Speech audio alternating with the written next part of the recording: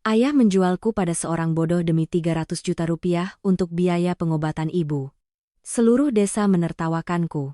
Di malam pengantin, ia mengucapkan satu kalimat yang membuatku terperangah. Ternyata, ia tidak seperti kelihatannya. Aku masih ingat dengan jelas sore itu. Sore yang tak akan pernah bisa kulupakan seumur hidupku.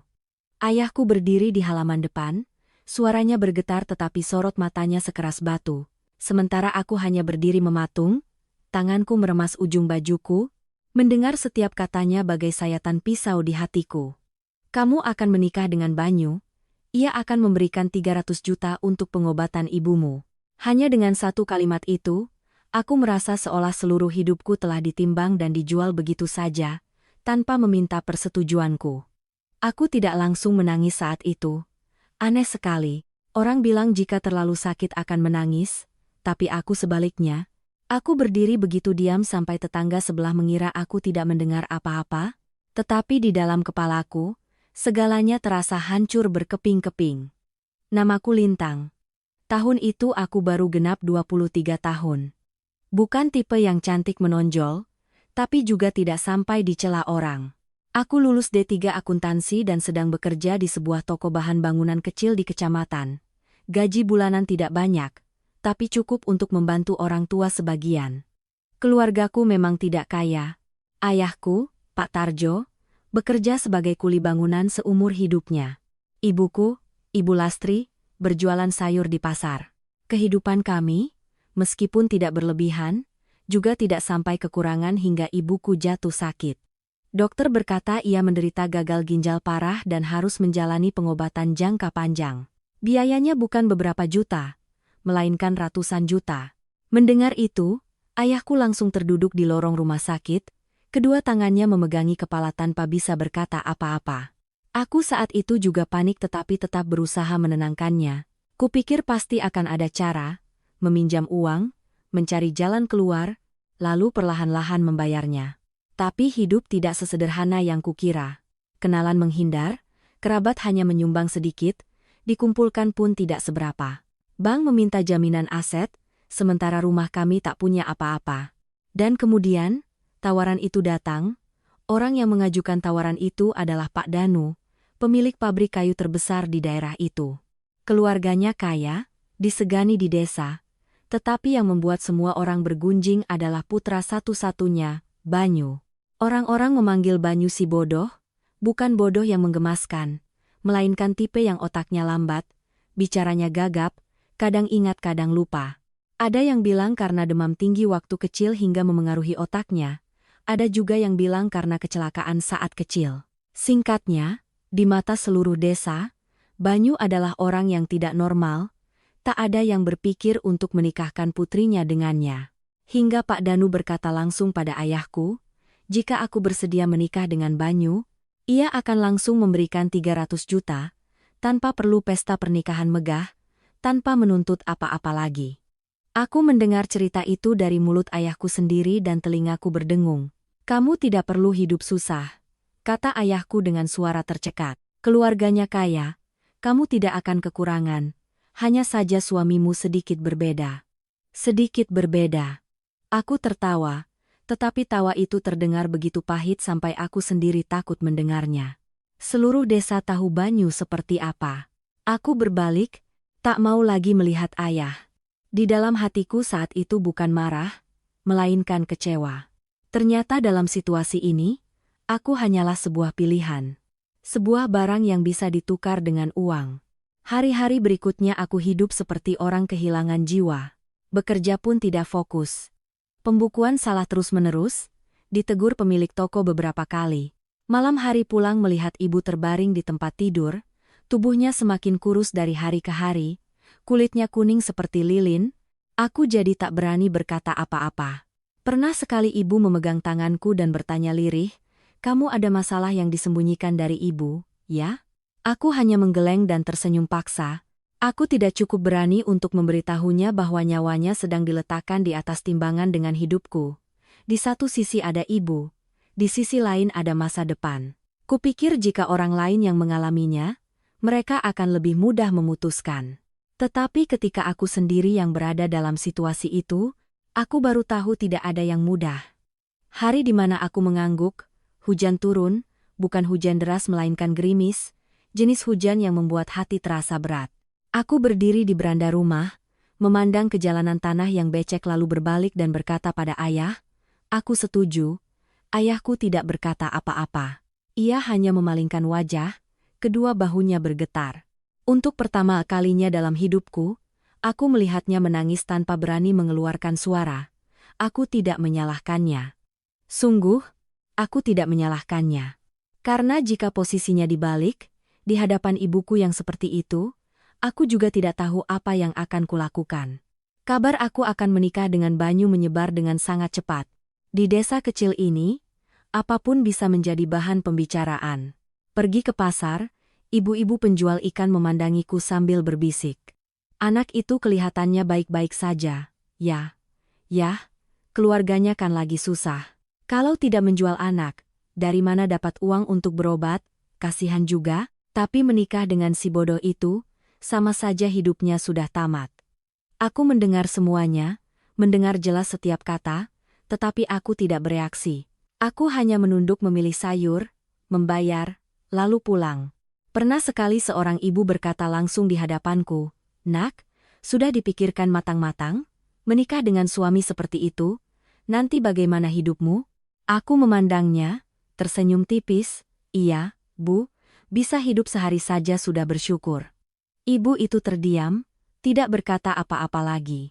Bukan aku tidak sakit hati, tapi aku tahu menjelaskan pun tak akan mengubah apa-apa. Pernikahan berlangsung begitu sederhana hingga tak terlihat seperti pernikahan. Tanpa tenda, tanpa musik, tanpa kerabat yang ramai, hanya beberapa meja makan, beberapa orang terdekat, lalu aku diantar ke rumah suami. Aku mengenakan kebaya, tapi tidak merasa seperti pengantin. Aku hanya merasa seperti sedang melangkah ke kehidupan lain yang tak tahu akan menuju kemana. Banyu berdiri di sampingku, mengenakan pakaian yang rapi tapi terlihat canggung, tangannya terus memainkan ujung bajunya. Ia tidak menatapku, melainkan menatap ke bawah, sesekali tertawa sendiri. Orang-orang di sekitar melihat pemandangan itu, tatapan mereka campur aduk antara kasihan dan penasaran. Aku hanya berdiri diam. Aku tidak tahu harus sedih, takut, atau menerima. Malam itu, malam pengantin, kamar sudah disiapkan, tempat tidur dengan sprei baru, bahkan ada mawar di kepala ranjang, tetapi suasananya terasa dingin aneh. Aku duduk di tepi tempat tidur, kedua tangan saling bertaut, jantungku berdebar begitu kencang sampai aku bisa mendengar setiap detaknya. Banyu berdiri di luar pintu cukup lama sebelum akhirnya masuk. Ia menutup pintu dengan sangat pelan, seolah takut membuat seseorang terkejut. Aku tidak berani menatapnya langsung. Di kepalaku saat itu hanya ada satu pikiran, malam ini akan seperti apa. Orang-orang menceritakan berbagai macam hal tentang orang yang tidak normal. Aku tidak tahu Banyu akan bagaimana. Aku takut, benar-benar takut. Banyu mendekat tapi tidak duduk di tempat tidur. Ia berdiri agak jauh dariku lalu tiba-tiba berkata, suaranya tidak lagi gagap seperti siang hari. "Jangan takut." Aku terkejut. Aku mengangkat kepala, untuk pertama kalinya menatap lurus ke matanya. Sorot mata itu sama sekali tidak bodoh, tenang, jernih, dan begitu dalam hingga membuatku tanpa sadar bergidik. Banyu melanjutkan dengan suara lebih rendah, "Aku tahu kamu tidak menginginkan pernikahan ini. Dan aku juga begitu. Aku merasa seperti ada yang memukul kepalaku dengan keras. Apa katamu?" Ia menatapku, tersenyum tipis, tetapi senyumnya sama sekali tidak polos seperti siang hari. Aku tidak seperti yang orang-orang pikirkan. Aku terpaku. Seluruh ruangan hening, hanya terdengar detak jantungku yang semakin cepat. Pada saat itu, aku tiba-tiba menyadari bahwa pernikahan ini mungkin tidak sesederhana yang kukira. Dan pria yang berdiri di hadapanku ini juga bukan si bodoh yang selama ini ditertawakan oleh seluruh desa. Apalagi yang disembunyikan di baliknya? Aku belum tahu. Tapi satu hal yang pasti, malam pengantinku baru saja dimulai. Aku duduk membeku di tepi tempat tidur, kepalaku pening seolah baru mendengar sesuatu yang di luar nalar. Di hadapanku, Banyu, orang yang disebut si bodoh oleh seluruh desa, berdiri dengan tegap, Tatapan matanya begitu sadar hingga membuatku takut. Bukan takut padanya, melainkan takut pada apa yang telah kupercaya selama ini. Aku menelan ludah, mencoba menjaga suaraku tetap tenang. Apa yang baru saja kamu katakan? Banyu tidak langsung menjawab. Ia berjalan ke meja, menuangkan segelas air dan meletakkannya dengan lembut di hadapanku, lalu menarik kursi dan duduk, masih menjaga jarak yang wajar, sama sekali tidak ada niat mendekat seperti seorang suami di malam pengantin. Caranya bersikap, sopan, terkendali, benar-benar berbeda dari penampilan canggung dan senyum polosnya di siang hari. Aku bilang, ia menatap lurus ke arahku, aku tidak bodoh. Kalimat itu, jika diucapkan oleh orang lain, mungkin akan membuatku tertawa. Tetapi dalam situasi ini, aku tidak bisa tertawa. Aku menatapnya lekat-lekat, mencoba mencari tanda bahwa ia sedang berpura-pura. Tapi tidak, tatapan matanya sama sekali tidak menunjukkan kebodohan. Tenang, penuh pikiran, bahkan ada sedikit jejak pengalaman. Jadi semua yang dilihat orang-orang? Tanyaku, suaraku sedikit bergetar. Itu palsu. Banyu menghela napas pelan, bersandar di kursi. Tidak sepenuhnya palsu, katanya perlahan. Aku memang pernah mengalami kecelakaan saat kecil. Ada masanya aku sulit berbicara dengan jelas. Reaksiku lambat, tapi tidak separah yang mereka kira. Aku terdiam. Potongan-potongan teka-teki mulai muncul di kepalaku. Aku ingat seseorang pernah berkata bahwa Banyu tidak selalu bodoh. Kadang ia terlihat sangat normal. Tapi kemudian kembali linglung. Saat itu semua orang mengira penyakitnya kambuhan. Sekarang aku mulai mengerti. Lalu kenapa kamu membiarkan semua orang berpikir begitu? Tanyaku. Banyu tersenyum tipis, tapi senyumnya sedikit getir. Kamu pikir jika aku normal, hidupku akan lebih mudah? Aku tertegun. Ia memandang keluar jendela, suaranya merendah. Keluargaku punya uang, ayahku punya pabrik kayu, punya tanah. Orang luar melihatnya enak, tapi kamu tidak tahu, semakin banyak uang, orang semakin mudah menjadi target. Aku mulai merasa cerita ini tidak sederhana. Sejak aku kecil, Banyu melanjutkan, sudah ada yang ingin mendekat, ingin berteman, ingin mengambil keuntungan. Mereka tidak peduli siapa aku, mereka hanya peduli aku adalah anak Pak Danu. Ia kembali menatapku, bahkan ada yang berencana menikahiku untuk merebut harta. Aku terkejut. Tapi jika aku adalah seorang bodoh, ia mengangkat bahu. Lalu kenapa? Aku mengerti. Jika seseorang tidak normal, tidak ada yang mau menikahkan putrinya, tidak ada yang mau berteman demi keuntungan. Sebuah cara untuk melindungi diri, terdengar sederhana tapi penuh kesepian. Aku berakting sejak umur 16 tahun, katanya, awalnya karena takut, lama-lama jadi kebiasaan. Aku mendengarnya dan merasakan perasaan yang sangat aneh di hatiku. Mungkin ada rasa kasihan. Seseorang yang harus berpura-pura bodoh selama bertahun-tahun, tidak semua orang bisa melakukannya. Lalu ayahmu? Tanyaku. Banyu mengangguk. Beliau tahu, dan beliau setuju. Aku tidak terlalu terkejut. Orang seperti Pak Danu jelas bukan tipe orang yang mudah dibodohi. Dan soal menikahiku, aku menatapnya. Itu juga rencana kalian berdua? Banyu terdiam beberapa detik. Tidak sepenuhnya, katanya. Aku tahu ibumu sakit, aku tahu Pak Danu memberikan tawaran, tapi keputusan terakhir ada padamu. Aku tertawa, kali ini tawa sungguhan, kamu mengatakannya dengan begitu enteng. Aku menggelengkan kepala. Dalam situasi seperti itu, apa aku punya pilihan lain? Banyu tidak membantah, ia hanya menatapku, tatapannya melembut. Karena itulah aku ingin menjelaskan semuanya padamu. Ia duduk tegak. Suaranya lebih serius. Pernikahan ini bukan paksaan. Setidaknya dari pihakku, aku mengerutkan kening. Aku tidak butuh istri untuk merawatku, katanya. Dan aku juga tidak ingin menjadikanmu orang yang harus berkorban. Lalu apa yang kamu inginkan? Tanyaku langsung. Banyu tidak langsung menjawab. Ia menatapku cukup lama seolah sedang menimbang sesuatu, lalu berkata, aku butuh seseorang yang mengerti situasi dan bisa menjaga rahasia. Jantungku terasa berdebar lebih kencang. Rahasia? Soal aku tidak bodoh. Banyu mengangguk. Mulai sekarang, Di depan orang lain, aku tetaplah Banyu yang mereka kenal. Tapi saat hanya ada kita berdua, ia berhenti sejenak, aku tidak akan berakting lagi. Aku menarik napas dalam-dalam, dan tanyaku. Kamu hiduplah seperti biasa, katanya. Aku tidak memaksamu menjadi istri dalam arti sesungguhnya. Kita bisa anggap ini sebagai kerjasama. Kerjasama? Aku mengerutkan kening. Banyu tersenyum tipis. Kamu butuh uang untuk pengobatan ibumu. Aku butuh seorang istri untuk menghindari masalah lain. Kedua belah pihak sama-sama diuntungkan. Terdengar masuk akal, tapi di hatiku ada sesuatu yang terasa tidak nyaman. Lalu bagaimana nanti? Tanyaku. Banyu menatapku, tatapannya lebih dalam. Jika kamu ingin pergi, aku tidak akan menahanmu. Kalimat itu membuatku terkejut. Aku tidak menyangka ia akan mengatakannya semudah itu. Dan jika aku tetap di sini? Tanyaku lagi. Banyu mengangkat bahu sedikit. Maka kita akan mencari cara untuk hidup senyaman mungkin. Ruangan kembali hening. Aku menatap pria di hadapanku, merasa seperti sedang melihat orang yang sama sekali berbeda. Bukan lagi si bodoh yang ditertawakan seluruh desa, melainkan seseorang yang sangat sadar, sangat tahu apa yang sedang ia lakukan. Malam itu aku tidak bisa tidur.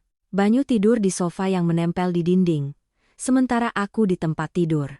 Ia sama sekali tidak berniat mendekatiku, bahkan memunggungiku seolah agar aku merasa lebih aman. Tapi justru hal itu yang membuatku berpikir lebih banyak. Aku teringat tatapan matanya, cara ia berbicara, cara ia menganalisis segalanya, tidak seperti orang yang hidup tertutup atau sederhana, melainkan seperti orang yang telah melihat terlalu banyak. Aku bertanya-tanya, apa saja yang telah ia lalui selama ini? Diremehkan orang lain, ditertawakan, dianggap tidak berharga, sementara harus terus berpura-pura tidak mengerti. Memikirkan itu, hatiku terasa berat. Keesokan paginya, saat aku baru saja keluar dari kamar, aku mendengar suara Ibu Ratih, Ibu Banyu, berbicara dengan suara keras di lantai bawah. Sudah bangun, sini sarapan, menantu. Suaranya menggema di seluruh halaman seolah sengaja agar para tetangga mendengar. Aku merapikan bajuku dan turun. Ibu Ratih memandangiku dari ujung kepala sampai ujung kaki, tatapannya menyelidik. Semalam baik-baik saja? Aku terdiam sejenak lalu tersenyum. Iya, Bu, biasa saja. Ia mengangguk-angguk sambil tersenyum dengan cara yang sulit diartikan. Bagus, kalau begitu. Aku duduk di meja, melihat Banyu juga sedang sarapan. Ia kembali ke penampilan canggung yang biasa, tangannya memegang sendok dengan goyah, mulutnya tersenyum polos. Jika bukan karena obrolan semalam, mungkin aku juga akan percaya inilah dirinya yang sebenarnya. Makan, nak. Ibu Ratih mengambilkan sepotong daging untukku. Di sini tidak kekurangan apa-apa. Asal kamu tahu diri saja. Kalimat itu terdengar lembut tapi membuat punggungku merinding. Aku menunduk tanpa berkata apa-apa. Di dalam hatiku mulai muncul perasaan yang sangat jelas. Kehidupan di rumah ini tidak sederhana, dan rahasia Banyu mungkin bukan satu-satunya hal yang sedang disembunyikan. Aku meliriknya, Banyu masih menunduk makan, sesekali tertawa sendiri seolah tidak peduli pada apapun. Tapi aku tahu, di balik penampilan itu ada sosok yang sama sekali berbeda. Dan mungkin, aku baru saja melangkah ke dalam sebuah cerita yang jauh lebih rumit daripada sekadar dijual untuk menjadi istri. Sarapan pagi itu terasa biasa saja, tetapi anehnya membuatku sulit menelan. Aku memegang mangkuk bubur di tanganku, tetapi setelah beberapa suap, rasanya tercekat di tenggorokan. Bukan karena makanannya tidak enak, melainkan karena suasana di rumah ini, ada sesuatu yang tidak beres. Ibu Ratih duduk di seberangku, makan sambil mengamatiku. Tatapannya sama sekali tidak ramah, lebih seperti sedang menimbang dan menyelidiki setiap ekspresi terkecilku. Menantu, ia angkat bicara, suaranya manis tapi tajam. Di rumah ini semuanya ada aturannya. Kamu baru datang, mungkin belum terbiasa, tapi harus belajar pelan-pelan. Aku meletakkan sendok dan mengangguk pelan. Iya, Bu, saya mengerti. Bagus kalau mengerti, ia tersenyum. Di sini tidak sama dengan di rumahmu. Kalimat itu terdengar ringan, tetapi seperti jarum yang menusuk langsung ke hatiku. Aku mengerti maksudnya. rumahku miskin, rumahnya kaya. Aku masuk ke sini sebagai orang yang dibeli, tapi aku tidak bereaksi. Aku hanya menunduk dan melanjutkan makan. Di sebelahku, Banyu masih tersenyum polos, sesekali menjatuhkan sendok hingga membuat Ibu Ratih mengerutkan kening. Makan yang benar, sudah besar kok seperti anak kecil. Banyu tertawa sambil menggaruk kepala tanpa berkata apa-apa. Aku melihat pemandangan itu, dan hatiku kembali dipenuhi perasaan yang sulit dijelaskan. Jika tidak tahu yang sebenarnya, mungkin aku juga akan berpikir ia memang seperti itu. Setelah sarapan, Ibu Ratih memanggilku, ikut ibu sebentar. Aku mengikutinya ke belakang rumah. Di sana ada deretan ruangan kecil, sepertinya tempat menyimpan barang dan bekerja. Ia berhenti dan berbalik menatapku. Kamu tahu kenapa ibu setuju kamu masuk ke rumah ini? Aku diam. Aku tidak tahu, atau lebih tepatnya, tidak berani menebak.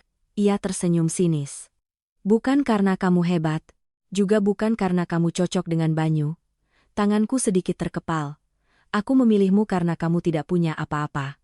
Aku mengangkat kepala dan menatap lurus ke arahnya.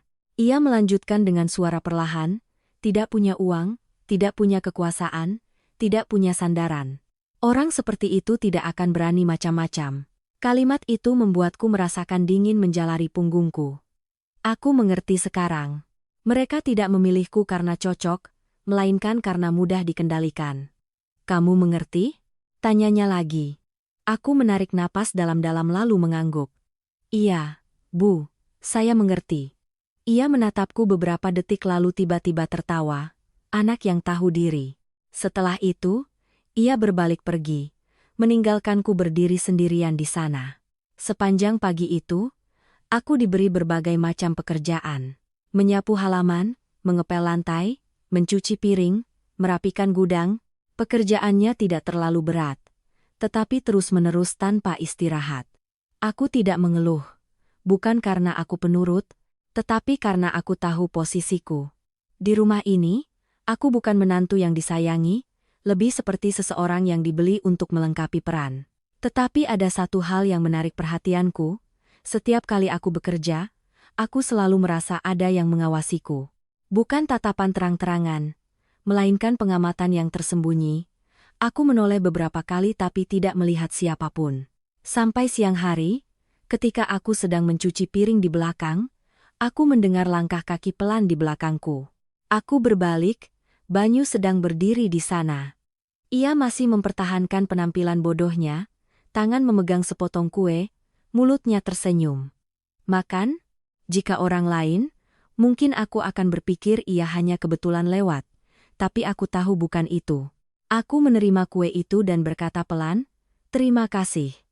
Banyu tidak berkata apa-apa lagi. Ia berbalik pergi, tetapi saat melewatiku, ia berbisik sangat pelan, "Cukup untuk ku dengar, kamu sedang diawasi." Aku tertegun, tapi tidak langsung menoleh. Aku terus mencuci piring, berpura-pura tidak mendengar apa-apa. Beberapa saat kemudian, barulah aku melirik ke sekeliling. Tidak ada siapa-siapa, tetapi perasaan itu masih ada. Sore harinya, ketika aku sedang menjemur pakaian di halaman, aku melihat seorang pria asing masuk. Usianya sekitar 40 kontaan, mengenakan kemeja, postur tubuhnya tinggi kurus, tatapan matanya tajam dan dingin. Ibu Ratih keluar dari rumah, tersenyum cerah. "Pak Wira sudah datang?" Pria itu mengangguk lalu menatapku. "Ini menantu baru," jawab Ibu Ratih.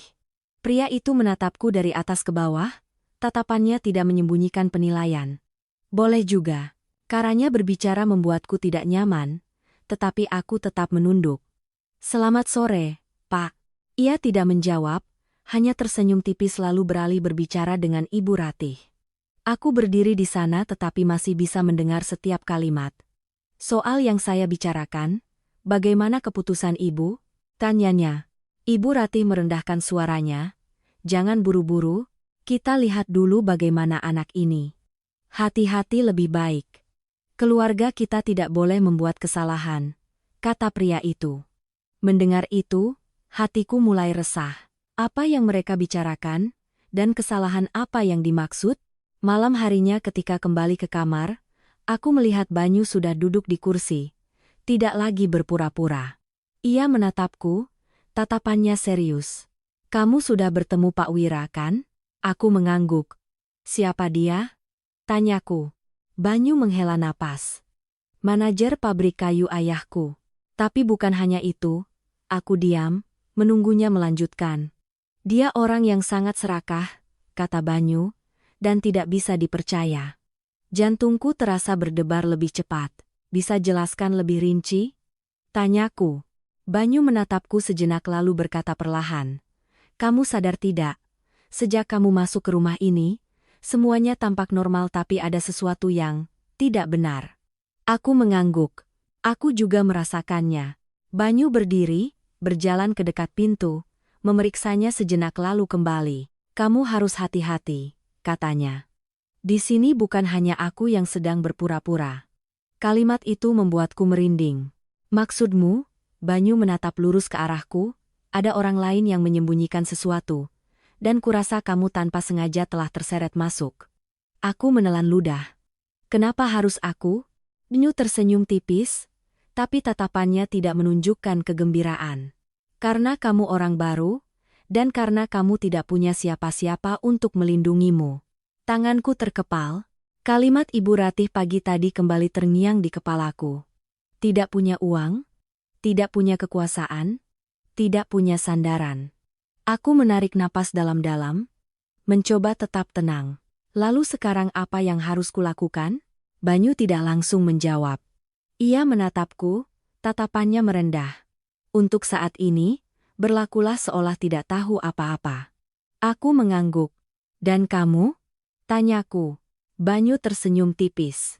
Aku akan tetap menjadi si bodoh seperti yang mereka lihat. Ruangan kembali hening.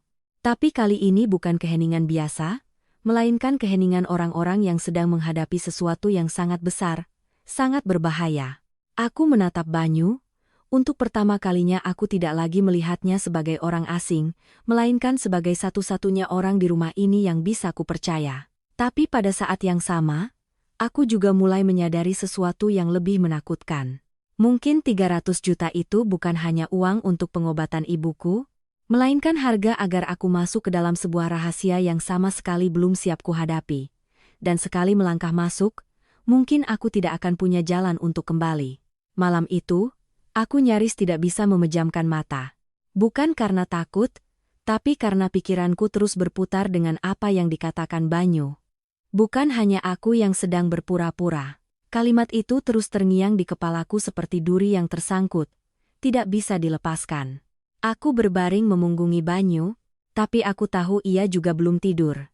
Suasana kamar hening, hanya terdengar suara kipas angin yang berputar teratur. Tapi di tengah keheningan itu, aku merasakan ada sesuatu yang sangat tidak stabil, seolah rumah ini menyembunyikan terlalu banyak hal. Beberapa saat kemudian, aku berbisik, "Kamu masih bangun?" "Iya," jawab Banyu pelan. Aku berbalik menghadapnya. Cahaya lampu kuning membuat wajahnya terlihat lebih muram, sama sekali tidak ada jejak kebodohan. Aku terus berpikir. Kataku, kenapa mereka memilihku? Banyu tidak langsung menjawab. Ia berpikir beberapa detik lalu berkata, "Karena kamu tidak punya sandaran, itu benar. Tapi ada satu alasan lagi. Aku ingin tahu." Banyu menatap lurus ke arahku. Suaranya merendah, "Karena kamu mudah percaya." Aku terdiam, bukan karena tersinggung, tapi karena aku tahu ia benar. Sejak kecil, aku selalu hidup sederhana, percaya pada orang, mengira semua orang sama sepertiku. Aku tidak pernah terlalu curiga pada siapapun. Sampai aku masuk ke rumah ini, aku tersenyum getir. Kedengarannya tidak menyenangkan. Banyu mengangkat bahu sedikit. Tapi jika kamu tidak seperti itu, mungkin mereka juga tidak akan memilihmu. Aku tidak membantah, karena aku tahu semuanya sudah terjadi. Keesokan paginya, aku bangun sangat pagi. Bukan karena ada yang membangunkan, tapi karena aku tidak ingin berbaring di tempat tidur lebih lama lagi. Perasaan pasif membuatku tidak nyaman. Aku perlu melakukan sesuatu, meskipun hanya hal kecil. Aku pergi ke halaman dan mulai menyapu daun-daun kering. Embun pagi masih menempel di tanah. Udara yang sedikit dingin membuat kepalaku sedikit lebih jernih. Tapi perasaan diawasi itu masih ada. Aku mencoba bersikap biasa saja. Tapi dalam hati, aku mulai memperhatikan setiap detail kecil. Sudut tembok, jendela, posisi-posisi yang bisa melihat ke halaman. Dan kemudian aku menyadari ada sebuah jendela kecil di deretan ruang gudang. Dari sana bisa terlihat lurus ke tempatku berdiri. Aku berpura-pura tidak tahu, terus menyapu, tapi mataku melirik cepat ke arah sana. Tidak terlihat siapapun, tapi bukan berarti tidak ada.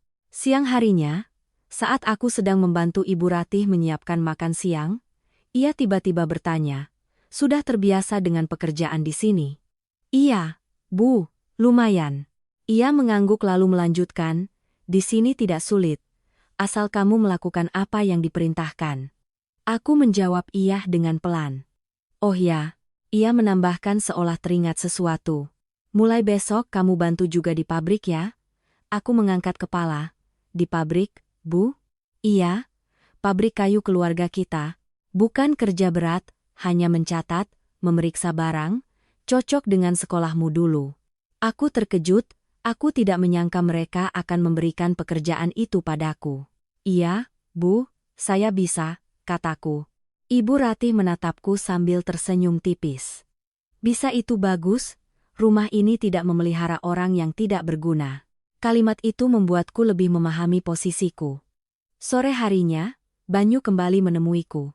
Ia masih membawa kue, masih dengan penampilan bodohnya saat melewati halaman, tapi ketika berdiri di sampingku, ia berbisik, "Kamu disuruh ke pabrik." Aku mengangguk. "Ada masalah?" Banyu tidak langsung menjawab. Ia melihat sekeliling lalu berbisik sangat pelan, "Hati-hati." "Kenapa?" Banyu melirik ke arah rumah utama lalu berkata, "Pabrik itu tidak sesederhana yang kamu kira." Jantungku terasa mencelos. "Maksudmu, ada hal-hal yang tidak seharusnya kamu lihat," katanya. "Dan ada cerita-cerita yang tidak seharusnya kamu tahu." Aku terdiam. Aku mengerti, tapi tidak bisa menolak. "Tapi jika aku tidak melakukannya," kataku, "mereka akan curiga." Banyu melanjutkan kalimatku. Kami saling pandang. Tanpa perlu bicara lagi, kami berdua mengerti. Keesokan paginya, aku mengikuti Pak Wira ke pabrik. Jalan dari rumah ke pabrik tidak jauh, hanya sekitar 10 menit berjalan kaki, tapi suasananya sangat berbeda. Pabrik itu terletak terpisah, dikelilingi lahan luas, sedikit rumah penduduk. Begitu masuk, aku sudah merasakan sesuatu yang tidak biasa. Bau kayu yang menyengat, suara mesin pemotong yang bising, tapi di antara suara-suara itu ada keheningan aneh dari para pekerja. Mereka tidak banyak bicara, semua sibuk dengan pekerjaannya masing-masing, tapi tatapan mata mereka menghindar. Pak Wira membawaku berkeliling, menjelaskan sekilas. "Di sini tempat bahan baku kayu, di sana area pengolahan. Kamu hanya perlu mencatat jumlah keluar masuk, tidak perlu peduli yang lain." "Baik, Pak," jawabku. Ia menatapku, tatapannya lebih tajam. "Ingat, tidak perlu peduli yang lain." Kalimat itu terdengar seperti pengingat, atau lebih tepatnya, peringatan. Pekerjaan awalku tidak ada yang istimewa. Aku mencatat pembukuan, memeriksa jumlah kayu yang masuk dan keluar. Semuanya tampak normal jika tidak ada detail-detail kecil. Misalnya, ada pengiriman barang yang tidak dicatat jelas asalnya. Ada tumpukan kayu yang diberi tanda khusus dan tidak boleh disentuh siapapun. Dan ada kalanya truk datang pada jam yang sangat larut.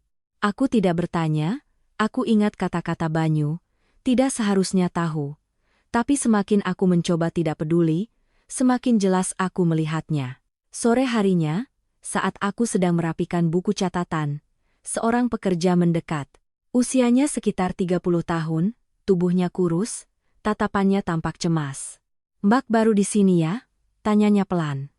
"Iya," jawabku. Ia melihat sekeliling lalu berbisik sangat pelan. "Hati-hati, Mbak." Aku terkejut. Lagi-lagi kalimat itu. "Hati-hati kenapa?" tanyaku. Ia menggeleng. "Saya tidak bisa bilang. Tapi jangan percaya siapapun di sini." Setelah berkata begitu, ia cepat-cepat pergi seolah takut terlihat. Aku berdiri di sana, hatiku mulai bergejolak. Bukan satu orang, tapi banyak orang yang menyuruhku hati-hati. Sebenarnya apa yang sedang terjadi? Malam harinya saat kembali, Aku melihat Banyu sudah menunggu di halaman. Ia masih berakting seperti biasa, tapi saat aku melewatinya, ia berbisik. Ada sesuatu? Aku menggeleng. Ada, tapi aku belum mengerti. Banyu mengangguk pelan. Jangan terburu-buru. Kami tidak berbicara lagi, tapi saat masuk kamar, aku tidak bisa menahannya lagi. Kurasa ada yang salah, kataku. Banyu menatapku. Apa yang kamu lihat? Aku menceritakan semuanya. Pengiriman aneh, tanda-tanda yang tidak biasa, dan peringatan dari pekerja itu. Banyu diam mendengarkan. Setelah itu ia menghela napas panjang. Seperti dugaanku. Kamu tahu sesuatu? Tanyaku mendesak. Banyu menatapku, tatapannya lebih serius dari sebelumnya. Pabrik itu bukan hanya mengolah kayu. Seluruh tubuhku terasa dingin. Lalu mereka melakukan apa? Banyu tidak langsung menjawab. Ia berjalan ke dekat pintu, memeriksanya dengan teliti, lalu kembali, suaranya sangat rendah. Aku curiga mereka menyelundupkan sesuatu yang ilegal. Aku merasa jantungku seperti jatuh. Ilegal bagaimana? Banyu menatap lurus ke arahku. Bisa jadi barang terlarang, atau sesuatu yang tidak boleh diperjualbelikan. Aku berdiri mematung. Segalanya mulai menemukan penjelasan, tapi semakin mengerti, aku semakin takut. Lalu apa yang harus kulakukan?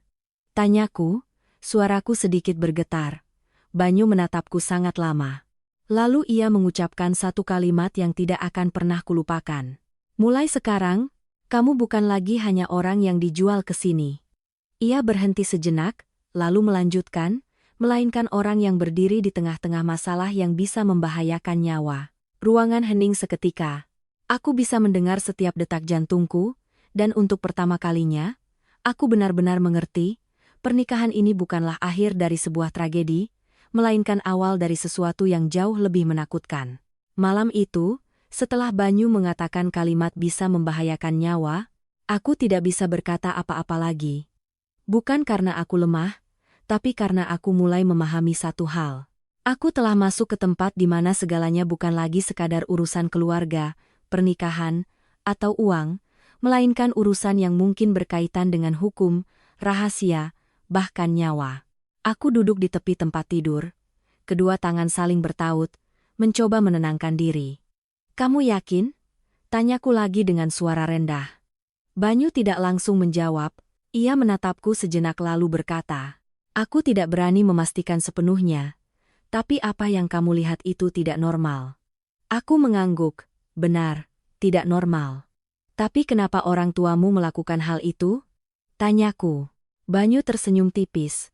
Tapi senyumnya tidak ada sedikit pun kegembiraan. Uang. Hanya satu kata, tapi cukup untuk menjelaskan semuanya. Aku terdiam. Benar, uang bisa membuat orang melakukan banyak hal yang sebelumnya bahkan tidak mereka pikirkan. Lalu kamu tahu sejak kapan? Tanyaku lagi. Banyu bersandar di kursi, tatapannya menerawang. Sekitar 2 tahun yang lalu. Kenapa kamu tidak menghentikannya? Banyu menoleh menatapku. Tatapannya tenang. Kamu pikir aku bisa menghentikannya? Aku tidak menjawab. Karena aku tahu ia benar. Di mata semua orang, ia hanyalah si bodoh. Siapa yang akan mendengarkan orang seperti itu? Lalu apa rencanamu? Tanyaku. Banyu tidak langsung menjawab. Ia menatapku, tatapannya seolah sedang menimbang sesuatu. Aku masih menunggu, katanya. Menunggu apa? Menunggu saat yang tepat. Jawaban itu membuatku semakin cemas. Hari-hari berikutnya, aku mulai terbiasa dengan pekerjaan di pabrik. Tapi semakin terbiasa, aku semakin jelas melihat hal-hal yang tidak wajar. Truk-truk yang datang malam hari selalu langsung masuk ke area gudang. Peti-peti kemas yang dibungkus rapat tidak boleh didekati siapapun. Dan yang terpenting, setiap kali ada truk datang, Pak Wira selalu muncul. Ia tidak melakukan banyak hal, hanya berdiri mengawasi lalu menandatangani surat. Tapi justru kehadirannya yang membuat suasana menjadi tegang. Aku mulai mengerti, ia bukan hanya manajer, tapi orang yang memegang peranan sangat penting dalam urusan ini. Suatu sore, saat aku sedang mencatat, aku melihat sebuah truk aneh berhenti di depan gerbang. Tidak seperti truk lain, Truk ini tidak memiliki logo atau tanda apapun. Sopirnya turun, mengenakan topi rendah dan tidak melihat siapapun. Pak Wira segera keluar. Mereka berdua berbicara sangat cepat, suaranya pelan dan tidak terdengar jelas. Tapi aku melihat Pak Wira memberikan sebuah amplop kepada orang itu. Jantungku berdebar kencang. Aku menunduk, berpura-pura mencatat, tapi mataku tetap melirik. Setelah itu, truk dibawa masuk ke area gudang belakang. Tempat yang belum pernah kumasuki. Sebuah dorongan membuatku berdiri. Aku tahu seharusnya tidak, tapi aku tidak bisa terus diam di luar. Aku berjalan mengikuti, tapi perlahan, menjaga jarak. Dekat area gudang, aku mendengar suara pintu besi dibuka. Aku bersembunyi di balik tumpukan kayu, mengintip. Pintu gudang terbuka. Di dalamnya gelap gulita. Truk itu mundur masuk. Aku mencoba melihat, tapi tidak jelas apa yang ada di dalam. Aku hanya melihat beberapa orang sudah berdiri di sana, bukan pekerja biasa. Mereka mengenakan pakaian hitam, berdiri diam tanpa bicara. Jantungku berdebar semakin kencang. Aku mulai merasa telah melangkah terlalu jauh. Tepat pada saat itu, "Kamu sedang apa di sini?" Suara itu terdengar di belakangku, membuatku terlonjak kaget. Aku berbalik, Pak Wira sedang berdiri di sana. Tatapannya sedingin pisau. Aku mencoba tetap tenang. "Anu, Pak, saya mau memeriksa catatan." Ia menatapku tanpa berkata apa-apa, hanya memandangiku dari atas ke bawah, membuatku merasa seperti ditelanjangi. "Sudah kubilang," katanya perlahan, "kamu tidak perlu peduli yang lain." Aku menunduk. "Iya, Pak." Ia melangkah lebih dekat, suaranya merendah. "Di sini, rasa ingin tahu bukanlah hal yang baik." Aku tidak berani mengangkat kepala. "Ingat itu baik-baik." Setelah berkata begitu, ia berbalik pergi. Aku berdiri di sana, tanganku dingin membeku. Untuk pertama kalinya, aku merasakan bahaya yang nyata. Bukan lagi perasaan samar, tapi sungguhan. Malam itu aku kembali ke kamar lebih awal dari biasanya. Banyu sudah ada di sana. Ia menatapku. Hanya dengan sekali lihat ia tahu ada sesuatu. "Apa yang kamu lihat?" tanyanya. Aku menceritakan semuanya. Setiap detail, setiap perasaan, setiap tatapan Pak Wira. Banyu mendengarkan tanpa berkata apa-apa. Ia hanya duduk diam sangat lama. Setelah itu, ia menghela napas panjang. "Seharusnya kamu tidak mendekat." "Aku tahu," kataku. "Tapi jika aku tidak tahu apa-apa, bagaimana aku bisa waspada?" Banyu menatapku. Tatapannya sedikit berbeda, bukan lagi hanya waspada, tapi khawatir. "Kamu bergerak lebih cepat dari yang kuduga," katanya. "Maksudmu?" "Kamu mulai mengamati, mulai curiga, mulai mencari tahu." Ia berhenti sejenak. "Itu bagus, tapi juga berbahaya." Aku tersenyum tipis. Aku tidak mau mati tanpa mengerti apa yang sedang terjadi. Banyu menatapku sangat lama. Lalu ia tiba-tiba berkata, "Lintang, jangan ke pabrik lagi." Aku terkejut. "Tidak bisa. Aku akan mencari cara." "Tidak," potongku. "Jika aku tidak pergi, mereka akan curiga." Banyu terdiam. "Kamu tahu aku benar." "Kalau begitu," katanya pelan, "kamu harus lebih hati-hati." Aku akan... Ruangan kembali hening. Tapi kali ini bukan lagi keheningan karena asing, melainkan keheningan dua orang yang berdiri di pihak yang sama. Malam itu aku berbaring tanpa bisa tidur. Bukan karena takut, tapi karena aku berpikir sangat banyak. Aku memikirkan ibuku, tentang uang 300 juta itu. Jika tidak ada uang itu, mungkin aku tidak akan ada di sini. Tapi jika tidak di sini, aku juga tidak akan tahu semua ini. Aku memikirkan Banyu. Seseorang yang telah berpura-pura selama bertahun-tahun, seseorang yang diam-diam mengamati, menunggu, dan sekarang ada aku. Aku tidak tahu apakah aku bisa membantu, tapi aku tahu aku tidak bisa mundur lagi. Keesokan paginya, saat aku bersiap-siap ke pabrik, Ibu Ratih tiba-tiba memanggilku. "Menantu." Aku berbalik. "Iya, Bu." Ia menatapku, tatapannya aneh. "Kemarin kamu kemana?" Jantungku berhenti sejenak. "Anu, Bu, saya di pabrik." Ia tersenyum tipis. "Maksud Ibu, waktu sore." Aku menelan ludah. Apa ia tahu? Atau hanya menguji? Saya memeriksa buku catatan, Bu. Ia menatapku tanpa berkata apa-apa. Beberapa saat kemudian, ia mengangguk. Bekerja memang harus rajin.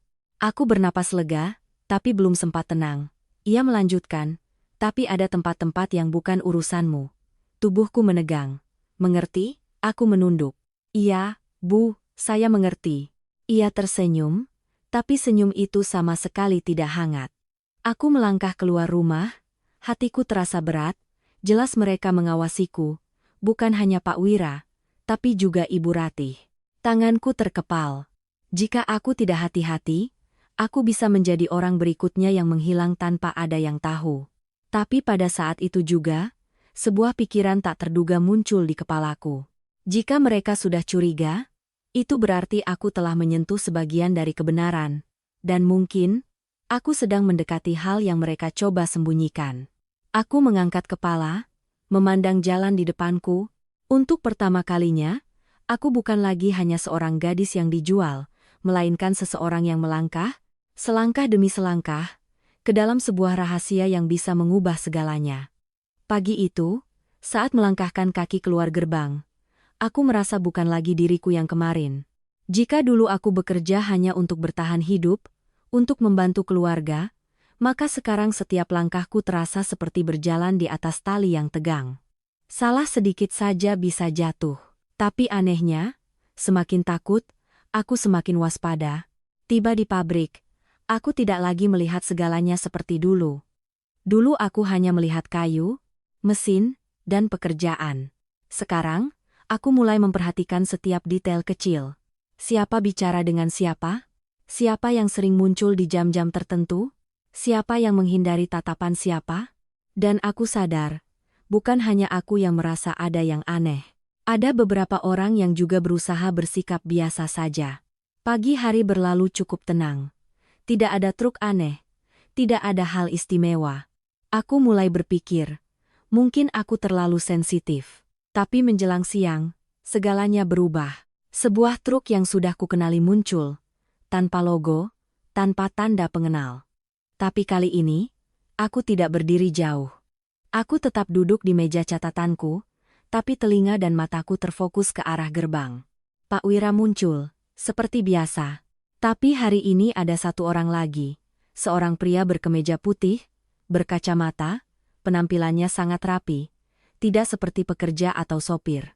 Ia turun dari mobil, melihat sekeliling, lalu mengatakan sesuatu pada Pak Wira. Mereka tidak berjabat tangan, tidak tersenyum, hanya mengangguk. Sebuah pertukaran yang sangat dingin. Jantungku berdebar cepat.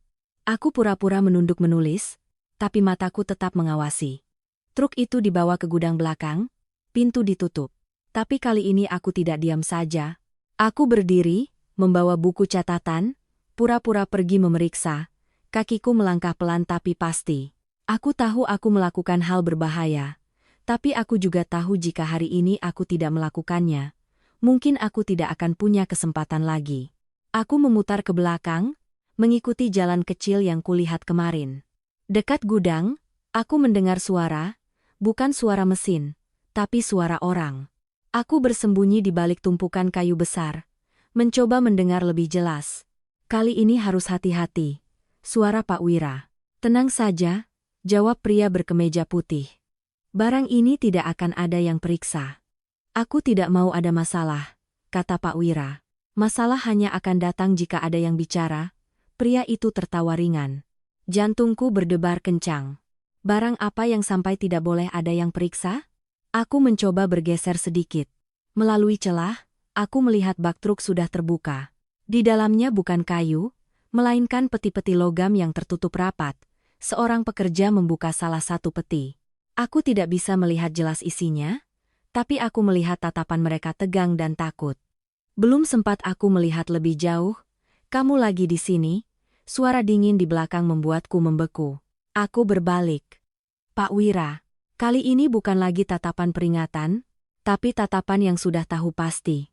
Aku tidak sempat berpikir, tidak sempat bersiap. Semuanya terbongkar. Anu, Pak, aku sudah bilang apa padamu, potongnya. Aku terdiam. Tidak ada lagi alasan yang cukup meyakinkan. Ia melangkah mendekat, sangat dekat. Rasa ingin tahumu sudah kelewatan. Suaranya merendah. Aku menelan ludah. Di kepalaku hanya ada satu pikiran.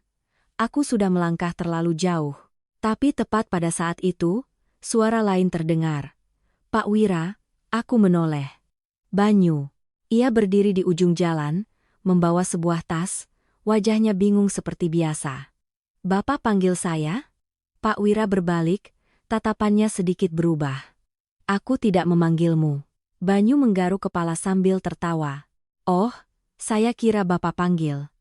Ia berjalan mendekatiku, menatapku lalu berkata, "Kamu kenapa berdiri di sini?" Suaranya tetap polos, tapi tatapannya sangat cepat, hanya sekilas. Aku mengerti ia sedang menolongku. Aku salah jalan, kataku cepat. Banyu tertawa. Kamu sering sekali salah jalan ya? Ia menoleh ke Pak Wira. Dia tidak tahu apa-apa. Pak? Sebuah kalimat sederhana tapi membuat suasana sedikit mereda. Pak Wira menatap Banyu, tatapannya sedikit kesal tapi tidak berkata apa-apa lagi. Bawa dia keluar, katanya. Banyu mengangguk. Baik, Pak. Ia menarik tanganku pelan. Kami berjalan keluar. Tidak ada yang bicara. Tapi saat keluar dari area itu, barulah aku bisa bernapas. Baru berjalan beberapa langkah, Banyu berbisik. Kamu gila? Suaranya tidak lagi pura-pura, tapi sungguhan. Aku menatapnya. Aku harus tahu. Tahu untuk apa? Tanyanya balik. Aku tidak bisa terus hidup dalam ketidaktahuan, kataku. Banyu berhenti. Ia berbalik menatapku, tatapannya sangat dalam. Kamu pikir kalau sudah tahu, hidup akan lebih mudah? Aku tidak menjawab. Karena aku tahu, mungkin tidak. Tapi aku tetap ingin tahu. Kami tiba di kamar, pintu baru saja tertutup, Banyu menghela napas berat. Sudah kubilang, katanya, kamu bergerak terlalu cepat. Aku sudah melihatnya, jawabku. Melihat apa? Bukan kayu, kataku pelan. Banyu terdiam. Apa itu? Tanyaku. Banyu menatapku cukup lama lalu berkata, aku belum yakin, tapi itu pasti barang terlarang. Aku duduk, kedua tanganku sedikit gemetar. Aku dengar mereka bilang tidak akan ada yang periksa. Banyu mengangguk. Berarti ada yang melindungi. Suasana di kamar menjadi berat. Jika hanya penyelundupan kecil, tidak akan semenakutkan ini. Tapi jika ada orang besar di belakangnya, ceritanya jauh lebih besar. Aku tidak ingin kamu terlibat, kata Banyu. Aku sudah terlibat, jawabku. Banyu tidak berkata apa-apa, karena ia tahu aku benar. Lalu sekarang, tanyaku. Banyu duduk, berpikir sangat lama, lalu ia berkata, kita harus tahu dengan jelas apa yang mereka lakukan. Aku menatapnya. Kamu mau menyelidikinya? Banyu mengangguk. Bukan karena penasaran, katanya, tapi karena jika tidak tahu, kita tidak akan tahu cara melindungi diri. Aku mengerti. Ini bukan lagi soal menghindar, tapi soal bertahan hidup. Malam itu aku tidak lagi merasa takut seperti sebelumnya. Bukan karena segalanya menjadi tidak berbahaya, tapi karena aku telah melewati batas, dari orang yang tidak tahu apa-apa menjadi orang yang telah melihat sebagian kebenaran. Dan ketika sudah melihat, tidak bisa kembali seperti semula. Tapi aku tidak menyangka, keesokan paginya, segalanya berubah begitu cepat. Saat aku baru saja turun, aku melihat Ibu Ratih sedang duduk di meja. Di sampingnya ada pria berkemeja putih yang kemarin. Ia menatapku, tersenyum dengan senyuman yang membuatku merinding. Ini menantu baru? Tanyanya. Ibu Ratih mengangguk. Iya. Pria itu menatapku, tatapannya tidak disembunyikan. Kelihatannya pintar. Aku berdiri diam, tidak tahu harus berkata apa. Ibu Ratih menoleh padaku. Sini. Aku melangkah maju. Ini Pak Sanusi, katanya, rekan bisnis keluarga kita. Aku menunduk. Selamat pagi, Pak. Pak Sanusi tidak menjawab. Hanya menatapku lalu mengucapkan kalimat yang membuat jantungku serasa berhenti berdetak. Anak ini kelihatannya tidak sederhana. Seluruh ruangan hening, aku merasa seperti semua pikiranku telah terbaca. Dan untuk pertama kalinya aku mengerti dengan jelas, bukan hanya aku yang mengamati mereka, tapi mereka juga mengamatiku dengan sangat teliti, sangat jelas. Dan mungkin, permainan ini sudah tidak lagi berada dalam kendaliku. Aku berdiri di hadapan pria bernama Sanusi itu, merasa seolah semua pikiranku baru saja ditelanjangi. Kalimatnya tidak keras, tidak kasar, tapi seperti jarum yang menusuk langsung ke titik terlemahku. Anak ini kelihatannya tidak sederhana. Aku menunduk, menjaga suaraku setenang mungkin. Saya hanya orang biasa, Pak. Pak Sanusi tidak langsung menjawab. Ia menatapku tanpa berkedip, seolah menimbang setiap ekspresi kecilku. Lalu ia tertawa. Biasa itu bagus. Tapi cara ia mengucapkan kata biasa membuatku merasa itu sama sekali tidak sederhana. Ibu Ratih menyela, dia baru datang, belum terbiasa dengan pekerjaan. Belum terbiasa atau belum terbongkar, kata Pak Sanusi pelan. Suasana langsung menjadi tegang. Aku bisa merasakan ini bukan percakapan biasa, melainkan semacam ujian, cara untuk melihat bagaimana reaksiku. Tanganku sedikit terkepal tapi aku tetap menjaga raut wajahku tetap tenang. Saya masih harus banyak belajar, Pak. Pak Sanusi mengangguk tanpa berkata apa-apa lagi. Tapi aku tahu ia belum percaya. Sepanjang pagi itu, aku bekerja dalam keadaan tegang seperti senar gitar. Bukan karena pekerjaannya sulit, tapi karena aku tahu aku sedang diawasi. Bukan hanya oleh Ibu Ratih, tapi juga oleh pria bernama Sanusi itu. Ia tidak tinggal lama, tapi sebelum pergi, ia menoleh ke arahku sekali lagi. Tatapan itu bukan tatapan pada orang biasa, tapi pada seseorang yang bisa menimbulkan bahaya. Aku bergidik. Siang harinya, saat aku sedang mencuci piring di belakang rumah, Banyu diam-diam mendekat. Ia masih membawa kue seperti biasa, tapi kali ini ia tidak memberikannya padaku, hanya berdiri di sana. Pak Sanusi bilang apa? Tanyanya pelan. Aku menceritakannya. Banyu mendengarkan lalu terdiam. Beberapa saat kemudian ia mengumpat pelan. Tidak beres. Jantungku mencalos. Kenapa? Banyu menatapku, tatapannya serius. Pak Sanusi bukan orang yang mudah curiga. Tapi jika ia sudah berkata begitu, artinya ia sudah mengawasimu. Suasana terasa semakin pekat. Aku menelan ludah. Lalu apa yang harus kulakukan? Banyu tidak langsung menjawab. Ia melihat sekeliling lalu berbisik sangat pelan. Mulai sekarang, kamu harus melakukan satu hal. Apa itu? Jadilah lebih bodoh. Aku tertegun. Apa? Banyu menatapku. Kamu harus sepertiku. Aku tertawa, tapi tawa yang dipaksakan. Kamu bercanda? Aku tidak bercanda, suaranya sangat serius. Jika kamu tetap mempertahankan cara pandang, cara bereaksi seperti sekarang, kamu akan ketahuan. Aku terdiam karena aku mengerti ia benar. Tapi kamu menyuruhku berpura-pura bodoh.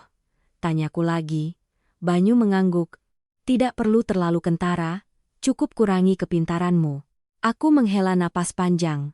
Itu sulit, Banyu menyeringai. Lebih sulit daripada mempertahankan nyawa?